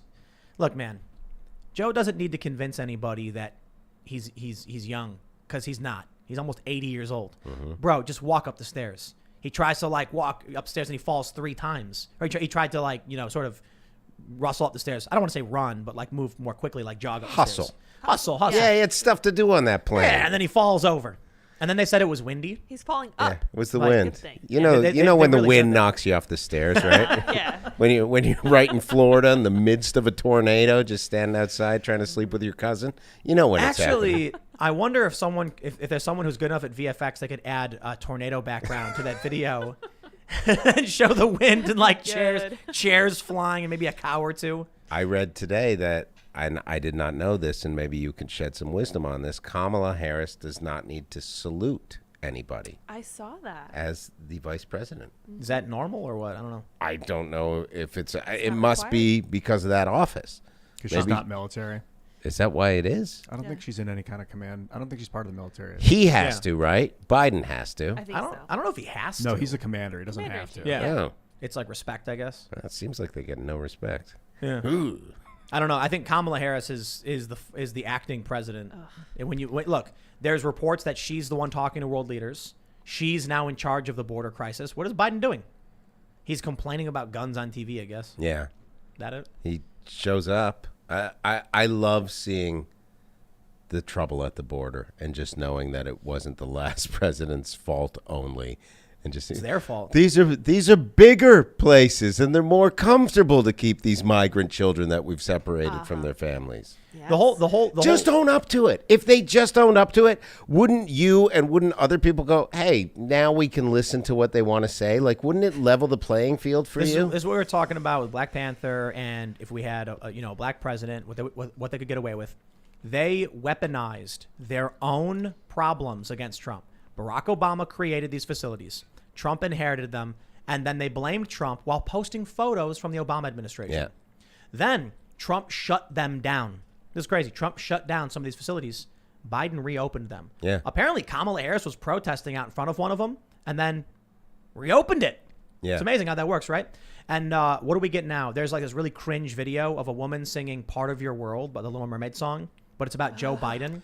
I watched literally 2 seconds, and I was like, I can't watch. Your head this thing. exploded, and you just fell over. And I was just like, I'm not giving this 2 minutes. Yeah. I didn't even have time to take a nap today, and I was all excited to get here. And I'm like, I don't have the 2 minutes. To be fair, well, actually, no. I was going to say, to be fair, the right does have their meme videos of Trump, but I got to be honest, the meme videos of Trump were actually funny.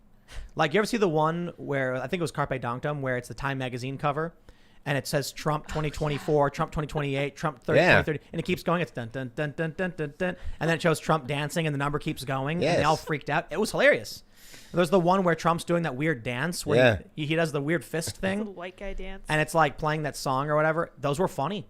The memes were funny. They were ridiculous. But the the things they're doing now, the Democrats about Biden, it's like, I liken it to this.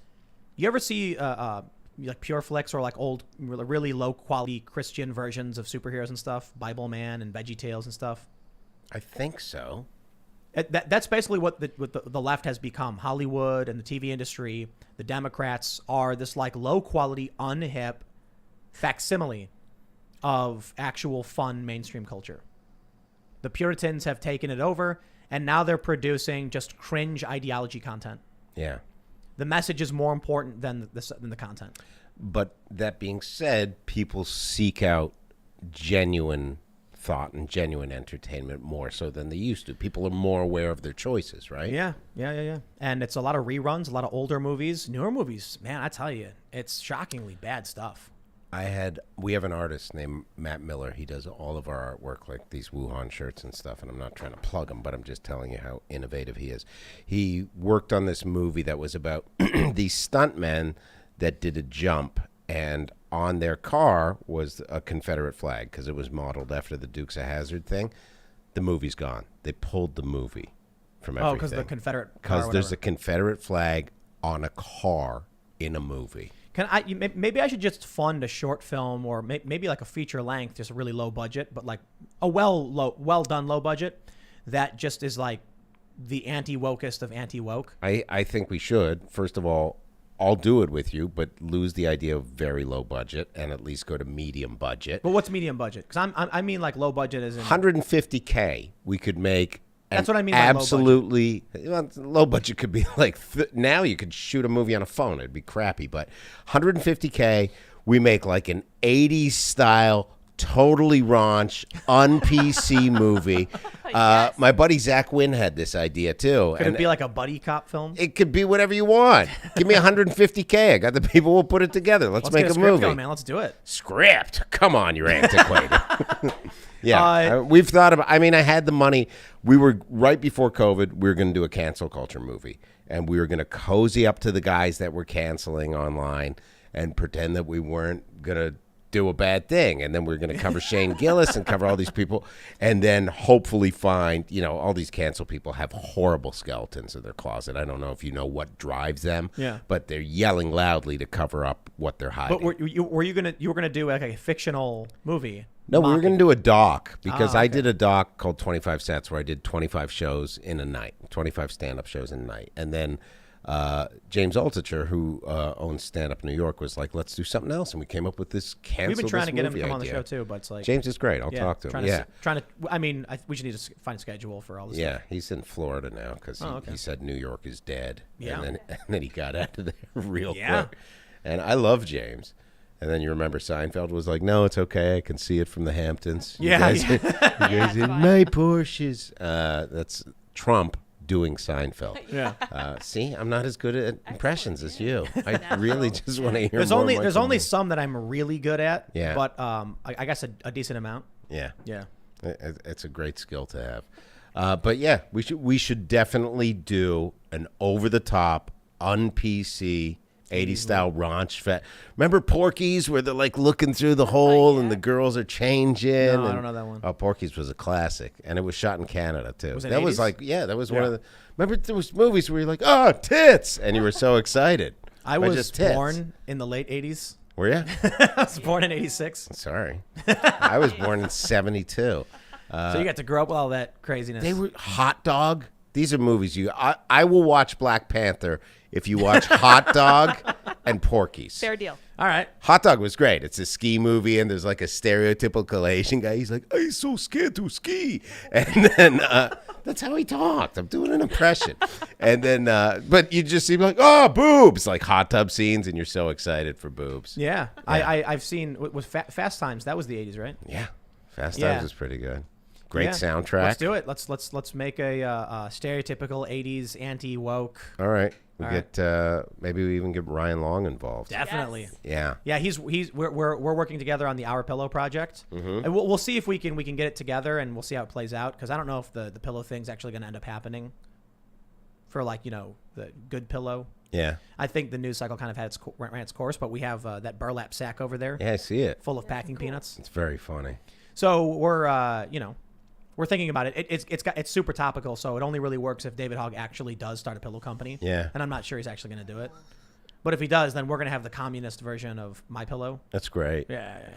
Do you feel when you look at a school shooting like that one that grabbed so much notoriety for so long? I go down to Florida twice a year. We got like a little condo there, and I go down and do comedy a lot.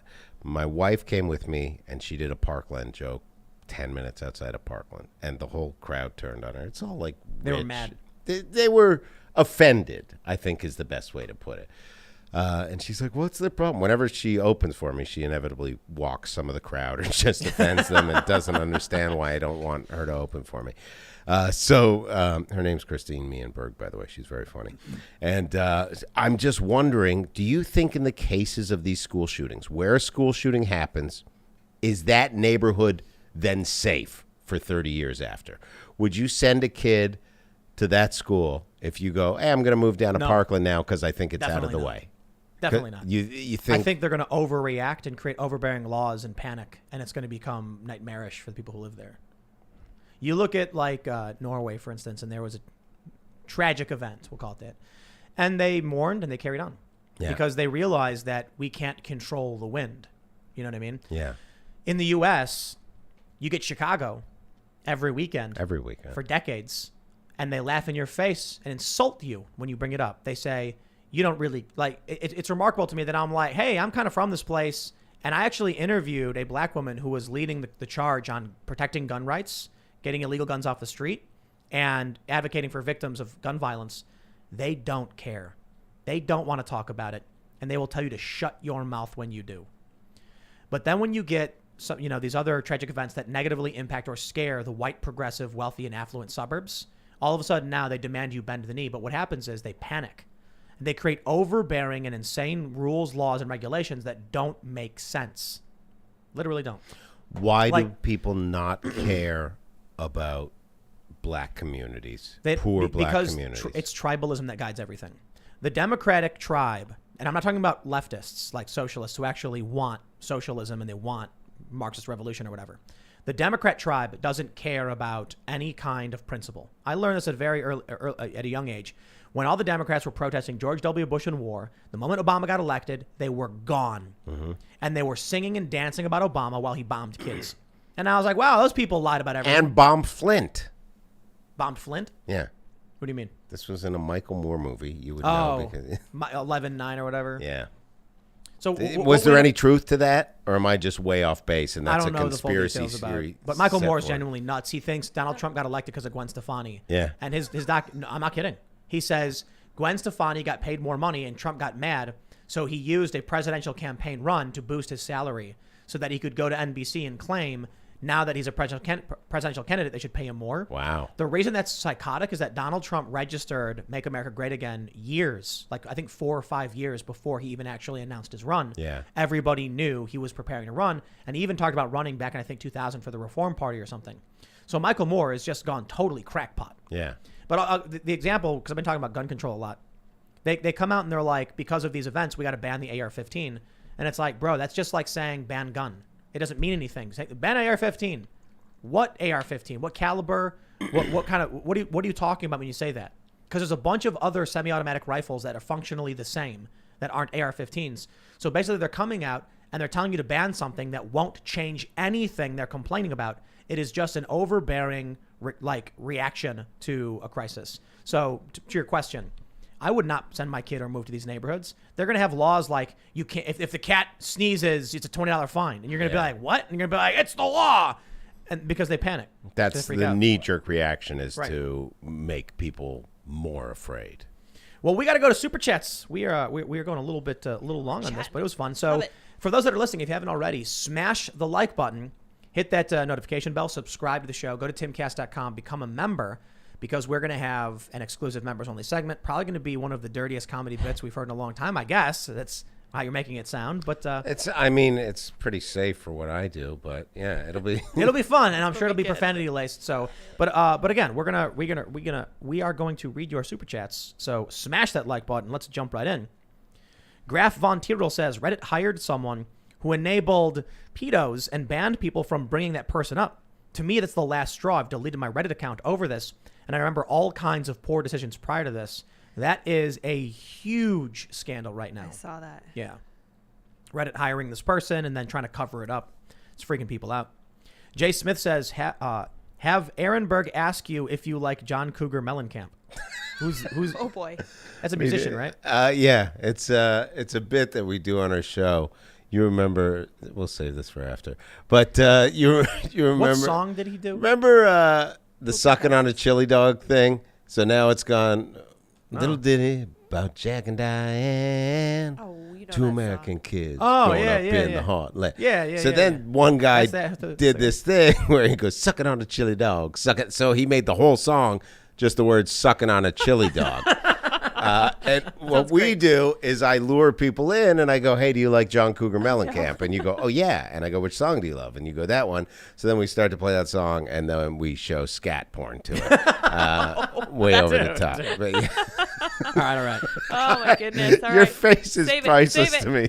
Save All it. right. Mellencamp. Just what are we doing? Debate Zoomer says, how long until MLK is canceled and the statues are torn down? He was a conservative Republican preacher who had misogynistic tendencies. Tim, do you think you'd ever go on what is that? TISM? What is that? I have no idea. I don't know what that is. Don't know. It's very soon that he's going to get canceled.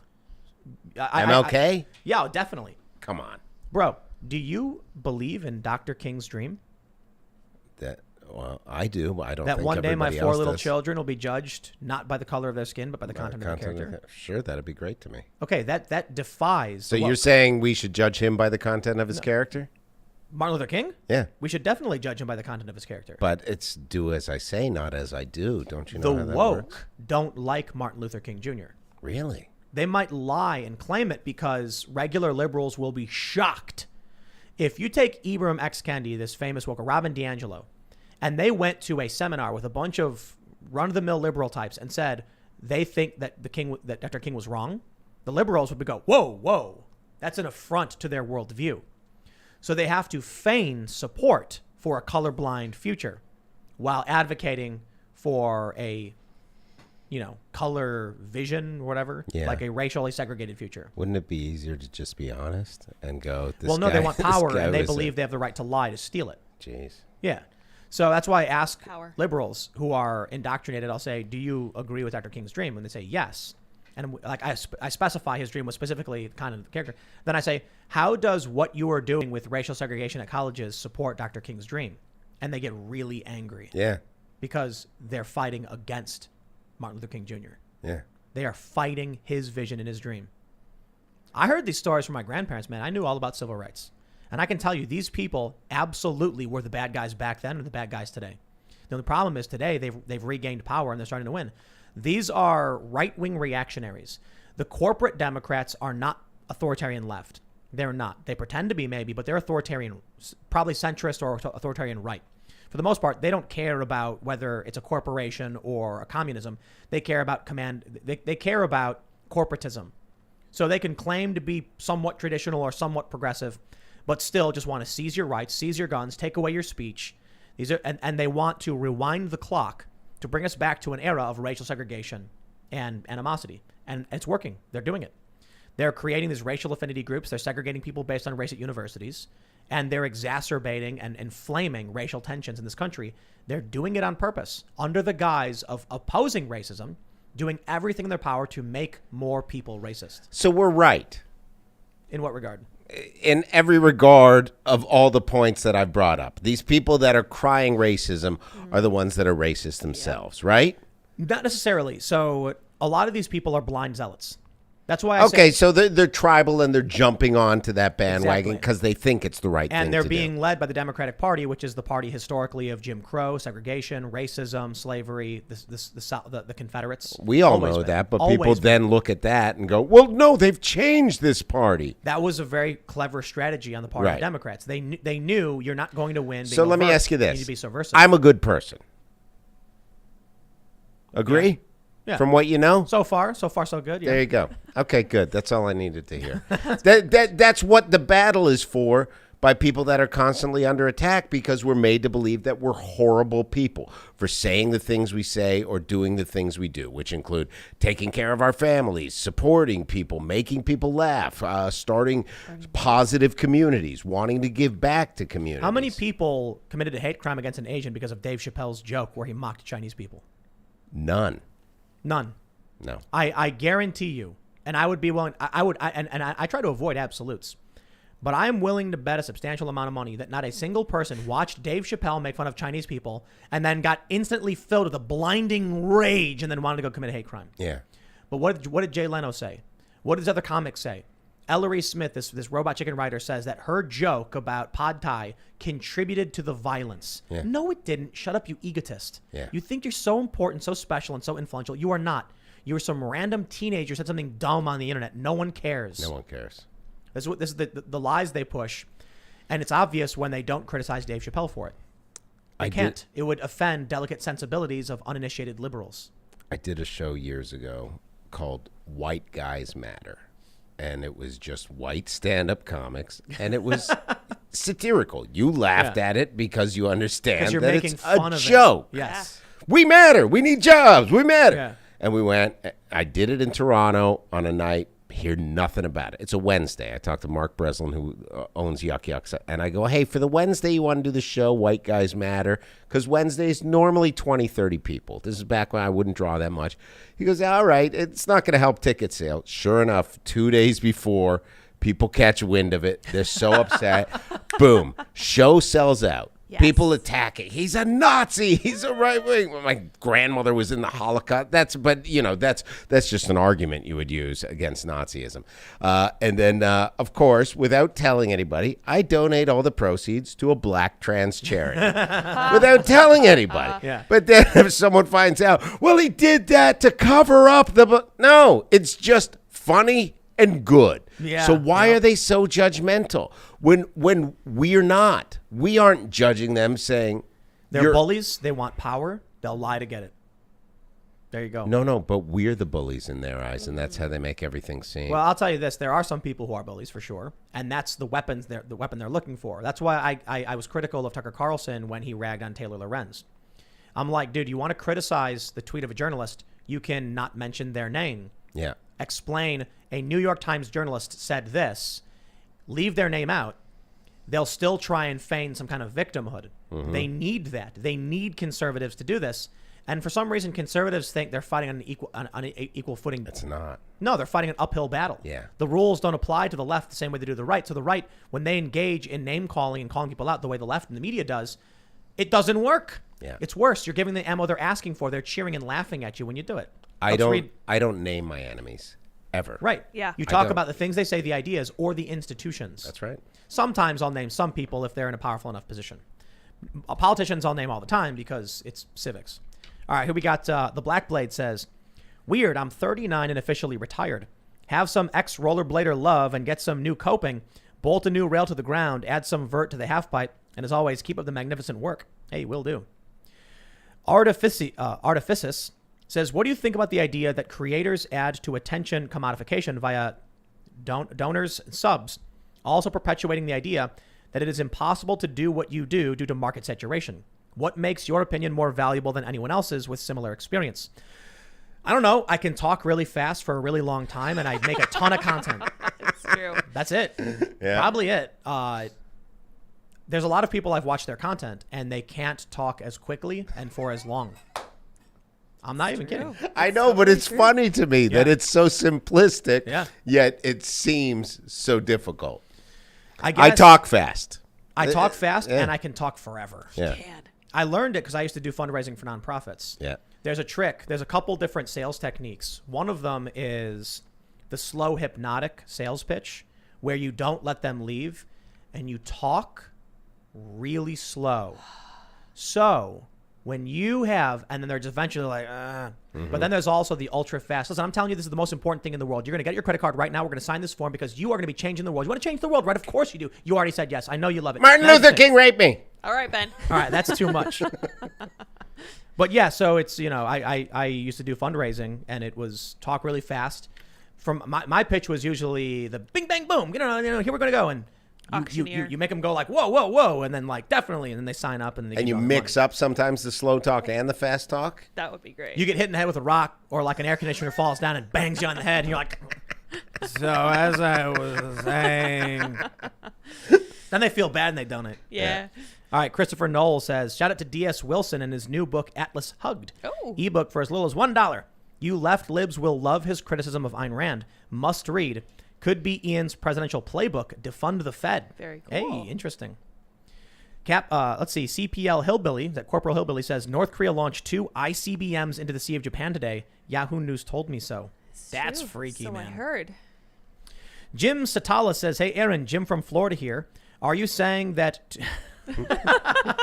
Read it. Are you saying that 2 Wongs make a white? IHW rules. Compound Media is the free speech network. I'm allowed to say that because I am part Asian. That's right. Yes. So everybody has to know. If Dave Chappelle can make fun of Asians, I can playfully join in and make fun of my own family and my own. He's part Asian too, I bet. Yeah. Yeah. Sure. Enough, I suppose. Isn't everybody? Well, I think I'm allowed to. There's actually a really funny college humor bit where there's a panel of a full Asian, a half Asian, and a quarter Asian, and they're judging mixed race Asian people and giving them permission to do certain things. Wow. Yeah. It's a really funny bit. So like a guy walks in, he goes, "I'm 1/16 Asian on my mom's side. When I'm eating a Chinese food restaurant, can I order with an accent and use chopsticks?" And they're like, "Yeah, we think that one's okay. You're good to do it." And then at the end, they're like the "Are you really black?" panel. A white guy walks in and he goes, "My great grandfather was black," and they go, "You're black." Oh, wow. Like that was the joke from College Humor, I guess. Love it. Like the Asians were arguing about it. Yeah. Brandon Savage says, Tim, $5 says you can get Shane Gillis on your show. Yeah. A case of beer might lock in the deal. Yeah, I'd love to have him. That'd be great. Yeah. Garrett Norman says, Tim, did you see the Forbes article about the Biden administration asking the Supreme Court to ignore the Second and Fourth Amendment, written by Nick Sabella? I did see that. It's amazing. Yeah, That's where we're at these days, huh? Brandon Freeman says, Tim, Ian, Lydia, what did you guys do to Luke? Have you poured any new concrete slabs lately? I'd like some professionals to come and inspect your casa with some luminol. Love the show. Luke, he abandoned us. We didn't do anything to him. Yeah. This is we entirely begged him. voluntary. We begged. We were like, Luke, don't leave. And he was like, I've had enough. I can't do it anymore. He said that the pressure was just too great and that he was scared of greatness. He was terrified. His only choice was to run to the beaches of Florida and hide, because he realized that if he did stay on the show too long, that people would he would have a certain responsibility. Yes. You know, with great power comes great responsibility. Too famous. And he doesn't want to be too famous, and he doesn't want to be he just couldn't do it. Yeah, he was just too scared. Makes Yeah. sense. Yeah, the strain was too much for him to bear. All right, Jonathan, I hope he's listening, by the way. Jonathan Tremblay says, I work for Walton's. We sell meat processing equipment and supplies. We created Meatgistics to teach people to make awesome, is it messed products? Because it's using messed, okay.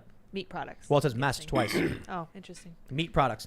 If you get into hunting, snid, and want There to we go. learn, all right, and want to learn how to make awesome sausage and jerky, I'd love to teach you and supply the needed equipment. Very cool. I don't know if I can get into that. Maybe other people. Ben Walker says, speaking of good comics, what are the odds we can get Tim Dillon and his producer Ben on here? Always hilarious, but he's really been killing the game lately. I think the issue with people like Tim Dillon is that these comics that are gaining, anybody who's gaining too big of an audience too quickly has no reason to come on a show They're working hard. if they already have their own platform. So some people will, some people won't. People get busy too. We got one for you. All right. Rook says Aaron Berg looks like great value Joe Rogan. It's true. I get that often. Great value is a good one. Great value. It's better than discount. Yeah, Right. I like that. Because, you go to Great Value is what's Walmart's yeah, brand? it's Walmart. Yeah. Great value. It's the almost, job done. you're a better value, Joe Rogan. Thank you. Smirkin' Fidel says Jay Leno was literally the ambassador for political correctness. He's not short, he's vertically challenged. Remember that line of comedy on The Tonight Show? He ushered in the wokeness. Really? Wow. Well, Jay Leno is another one of these late night, talk show hosts. Undead Neanderthal says, hey, Tim and crew, love the show. Can I get a shout out for my podcast, Land of the Shadow People, hosted by the Paranormal Pilgrim? I like it. Well, there you go. Check that out, guys. Bethany L says, would you guys consider discussing the breaking story about the Reddit mod? Perhaps. I don't know too much about it. This is the mod that apparently is associated with like the Liberal Democrats in the UK. Yeah, UK, yeah. And they were trying to cover up that they were involved in some really creepy goings on. But so I guess they made a bot to just scrub her name from all the posts, which was super interesting. Because Reddit as a corporation did. Yeah. Wow. I think so. Yeah. It's a little sketchy. El Furious Strout says, Tim, you've inspired me to start creating music. Yes. I've recorded some concept vocals to a new song I'm writing called Power Grab. It's on my channel now. I look forward to the feedback. Thanks for all that you do, IRL crew. Well, thank you very much. Very cool. Brandon Tom says, look at Tim denigrating Trump's masculinity based on outward traits alone, as if we don't revere little engines that could, Davids and Goliaths. What about the masculine traits of always fighting for what's right and overcoming impossible odds? Well, I think we did eventually get to the mentality of masculinity too. Yeah, we did. So, all right. Jack Herrera says, let's talk about the UFOs or the border crisis. Maybe we'll get into that in the exclusive members only segment. So, again, make sure you're over at timcast.com as a member and you're smashing that like button. Yes. Miss Swagger Wagon says, as soon as your app is out, I'm canceling my YTP and joining. Also, today is my Monday and I listen at work. So I've binged three episodes today. Keep on being dope. Thanks to everyone. Awesome. I appreciate it. So the new website is coming soon. We're trying to make sure we roll it out perfectly so that no members are affected negatively. And then we're going to have an app coming out shortly after that. We still are going to have everything on YouTube. So, just so you know. Keyblade Master Andy says, it seems there is a lot of people in the chat that doubt you were ever homeless. Care to elaborate? Okay. I was 18 and left my house because I was 18 and I went to go work at O'Hare for American Eagle Airlines. And I had lived with my grandpa for a little bit. Long story. So my dad had an apartment. He had already prepaid the lease. He moved out. So when I was 18, I moved into that studio with my brother and me and my friends hung out, but the lease expired eventually. I then had nowhere to go. So my parents were like, well, you can live with your grandpa. Lived with my grandpa for a little bit, started working this is when I was working at O'Hare Airport. And then some family things happened. My grandpa passed away. And then I had nowhere to go. In order to get to the airport, I had to live close enough to the airport because I had to be there by 5 a.m. because my shift started at 5:30. And then couldn't live with my family. They wouldn't let me. So I started sleeping in the airport. I had a car, started sleeping in a car. And then there was a period where my car had, stripped tires. Long story short, there were a few nights I ended up sleeping outside. Slept in my car for the most part over the period of a few months. Slept at the airport for a little bit. And then eventually just got sick of it. Ended up quitting and then moving. And it's actually, I think it's fair to say that I was hard homeless on and off for a short period. And then I was sleeping on friends' couches homeless for an extended period. That's the easiest way to describe it, I suppose. Would you sleep in the front seat?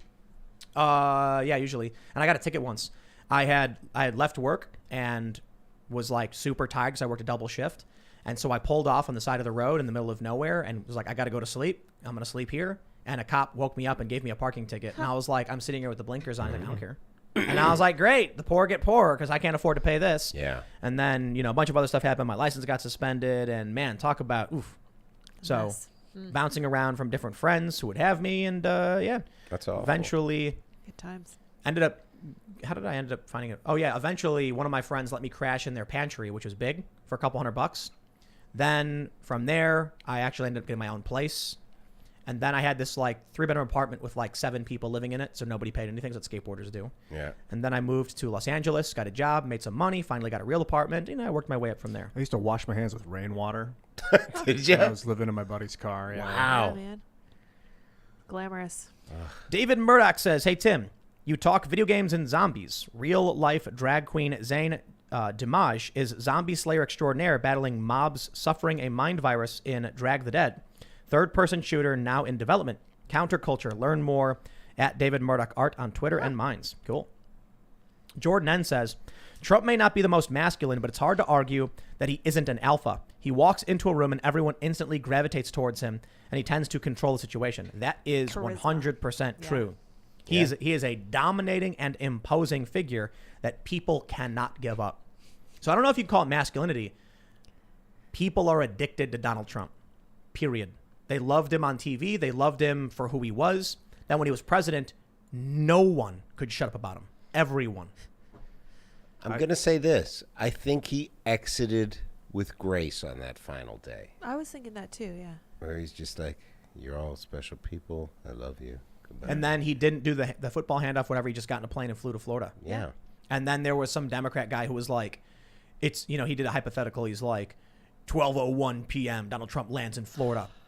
Black SUVs are racing down the tarmac, lights flashing. God. They surround the plane. Men in black suits jump out, guns drawn. Donald Trump is finally being arrested. And I'm like, these people, it's blue and on, man. These people are crazy. They don't go to jail, these people. All right. So Relio says, just came back after a 30-minute break. Had to take time to talk to a friend about purchasing a handgun because I'm nervous Biden will make it impossible soon. Also, rising tensions have me worried. Many thanks, pool crew. 3D printed guns are here to stay. Mm-hmm. I mean, it's just there's nothing that can be done about it. Ashley in KS says, I love Compound Media Week on IRL. Chrissy, then Berg. Aaron, how soon till you ditch Gino and join Kumia? Today. I came on this show to make the announcement. I am firing Gino Biscotti. I'm kidding. Oh, snap. I will not leave. No, Gino and I will be together. I'm going to have to issue an apology after realizing this super chat. They say, Wong Tan says, Tim, Aaron is a racist who co-hosts a show with racist Gino Descante and racist Compound Media, also owned by a racist vampire. Oh, snap. Yeah. We're going to have to issue an apology over your appearance. It's quite acceptable. I would like to apologize to everybody. Hey, Really helping it there. JT says, people who fear black guns and want them banned are just lashing out because of their internalized white supremacy. I love you, Ian. Stay amazing. Well, thank you. All right. Jason Van Kirk says, Tim, there are 614 billionaires in the U.S. and 18.7 millionaires. Love the show. Everyone keep up the good work. And we should tax all of their money, every single... I'm kidding. But how about we all agree that the Hollywood and media ones, that's fair game, right? We can tax all their money. I'm with you on it. Conservatives and progressives alike, we agree? Mm-hmm. Yeah. That's the compromise. Yes. We can't tax all of the rich, but we a can good tax the rich compromise. that the conservatives don't like. Yeah. Well, I don't think the leftists like these people either. I'll They don't allow like it. liberals. Softshell Crab says, what do y'all think about overtime being taxed? Should it continue to be taxed or not? No. Why not? Because I worked with nurses and they would work extra hours and they would be like, it doesn't matter how much I work. I'm just going to be moved up like a tax, not a tax bracket. You were telling me that, but it wasn't going to increase their pay enough that they were never going to see a single penny of how much they worked. Well, think about it this way.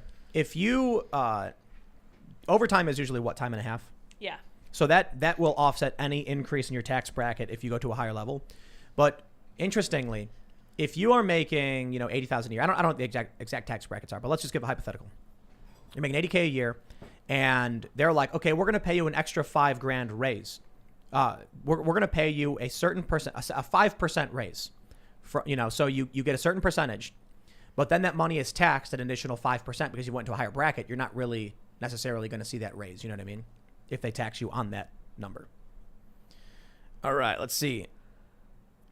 Janet Partridge says 1972 produced some good free thinkers. Cool guest. Is that what 1972? That's your... What did they say? You were born in 1972. Yeah. They say Good they free produced thinkers. some good free thinkers. Oh, wow. Oh, yeah. The best. Ben Walker says, get Tim Dillon on the show, yes or yes? I think the question is whether or not Tim Dillon will come on the show. We have tons of people on the show. We have, That'd be fun, all different types. There's a lot of very, very famous people. They're like, why don't you try getting, Donald Trump on the show? It's like, oh, yeah, that's great. Yeah, I'll just get right on let me call Donald Trump. Alexander Scarpecci says, President is the commander-in-chief and within the chain of command of the military, and the protocol is to salute. The vice president is not, but could still salute out of respect. Well, I don't think she respects anybody. Okay. Ethan Sacco says, I'm a former Marine.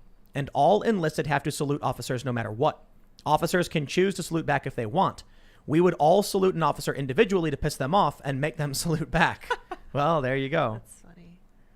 Sounds like Marines. Cameron Lure says, can you talk about a convention of states? It's super important and I think could help save this country for a while longer. So many people don't know about it. Article 5. Well, there's a bunch of different articles, I guess. Yeah. There's different, like the states can convene and change the Constitution. Really? Yeah, you need Yeah. a certain amount, I suppose. Yeah, you do. You need like 2/3 or whatever, so 38 or something. Jeffrey Person says, Alexander the Great conquered the known world by controlling 4 institutions: school, religion, art, and media and entertainment. Sound familiar? People learn from histories, man. Do they? Sonny James says, there's no selling point for the left, just fear and terror. Right after a mass shooting, the left media like and a Karen acting badly. Please dox her. Well, there might be some missing words in there. The left, just like pandemics, racism and the fear for life. The invisible enemy forever. Who lives like that? Crazy people, I suppose. Goosey Goose says, kicked back with a glass of bourbon, listening to the show. Keep up the great work, guys. Your friend Goose. Thank you very much. Appreciate it. Enjoy. Slurms McKenzie says, Tim, been a fan since you had like 18K subs. I'm from Winnipeg and am a full stack software dev. Would love to get involved in what you're building. However, I can remotely, of course. How can I make this happen? Cheers. Well, you can smash the like button. But I don't think we're hiring anybody remote because there's so much that we need to do here on the ground in terms of physical infrastructure as well as building things out. I'm not a fan of remote stuff. I think people need to be around each other and share in a culture and ideas and help things grow. And people who are in remote areas don't interact with anybody else. And then it's like desynchronized, you know. Well, let's do a couple more super chats here. Let's see what we got. Wapo of Epic says, according to Forbes, Biden administration urges Supreme Court to let cops enter home and seize guns without a warrant. Saw that. It's a violation of many amendments and fundamental human rights. Gino Fast says, please don't ditch me, Tim. I'm a website member. I will not. Thank you. All right. What else we got? We'll do a couple more. Michael Ford says, look how successful you are now. Think you could have accomplished this in a could you have accomplished this in a communist country? Keep up the great show. Look forward to it every night. I could have, because they would have seen my greatness and appointed me to the position of political speech Propagandist? propagandist. Yeah, That's yeah. right. Yes. We talk about the glory of Communist Party. Unendingly. All right, let's see. Last super chat right here. Mike Greff says, all women get guns, concealed carry permits, and training free from the government, even the physical disadvantage that they have. What do you guys think? I agree. Universal health care. The government should take over health care. Everybody gets to go to the doctor whenever, and they also have to give everybody a gun. Yes. You get your choice. I think, what do you guys think? Should the standard firearm be a Glock or a 1911? I'm leaning towards 1911. I like the 1911 now. Yeah, I like the 1911. And maybe a Springfield Armory 1911. And then, but you also would have the choice between the handgun or the AR-15. And so maybe they offer you up like a 5.56. So the reason I propose this as well, the left wants something. They want universal health care, and they think they're deserving of it because they think it's a human right. The Constitution says the right to keep and bear arms shall not be infringed, and conservatives want guns. So the compromise is, okay, then you can have universal health care for everybody, including the conservatives, and the conservatives also recognize that you will get guns too. Sounds great. I'm in. Everybody wins. And we do this all with the money that we get from the millionaire movie stars. That's Yes. right. We right. tax all the Hollywood millionaires and billionaires, and we use that to fund healthcare and guns. Can I It still would not fund either of those things, but sure, Can I still tax the poor in my neighborhoods that I choose? if they vote for you. Thank you. There you go. Perfect. That's what I Ladies and wanted. gentlemen, before you leave, please do two things. Smash the like button and subscribe. But actually, do one more thing. Share the show if you really like it, and leave a good review if you're listening on iTunes or Spotify, because that also really does help. But engagement, commenting, liking, subscribing, all that stuff really helps. And we are weeks away from breaking 1 million subscribers on this channel. So thank you all so much to everybody. And for those of you that are members over at timcast.com, we're going to have a raunchy and profanity-laced bonus segment coming up just later in the night. So go to timcast.com, become a member. And for all of you who are members, you have no idea how important you are helping keep all of this running, because, look, ratings are down for everybody across the board. Ad rates are down for everybody across the board. It is the timcast.com memberships that are renewing this operation and allowing us to expand and do more things, which we are doing. New website coming soon. And without your support, this would not be possible. So thank you all so much. You can follow me on all social media platforms at Timcast. My other YouTube channels are youtube.com/Timcast and youtube.com/TimcastNews. This show is live Monday through Friday at 8 p.m., so thank you all so much for hanging out. Aaron, you want to shout anything out? Social media, shows? My Twitter is at Aaron Berg Comedy. Instagram is the same thing. In Hot Water is live every day on compoundmedia.com, 2 p.m. I will be at Uncle Vinny's in Point Pleasant, April 2nd and 3rd. Comedians of the Compound will be at Stand Up New York, April 9th. And just check my website, aaronberg.com or compoundcomedy.com. And my store, In Hot Water Store, has all the great merch that you need. Thank you. Nice. You can follow me at iancrossland.net. Check out all my social medias there. Ian Crossland coming at you. And I am Sarah Patch Liz, as you all know. Liz, not Liz. I mean, please don't call me Liz. And I really appreciate reading all you guys' reviews on the podcast. It's really kind of interesting to go through. We get great reviews. Everyone likes us. Believe me, we're the best podcast. I'm Real Sour Patch Lids on Twitter and Minds. Follow me there. One day, let me start over. There's a lot of people who think they're too big to come on this show. And they say, oh, I'm so special. Well, I'll tell you what. One day this show is going to be the biggest show. And then those people are going to be begging to come on this show. And they'll be welcome because we're reasonable people and we don't hold grudges. But I really do hope with your support, this show becomes bigger, becomes better. We improve. We bring on more and better guests. More people have real conversations. So tremendous. Thank you for all your support. And we will see you over at timcast.com in our exclusive members only segment. Bye, guys.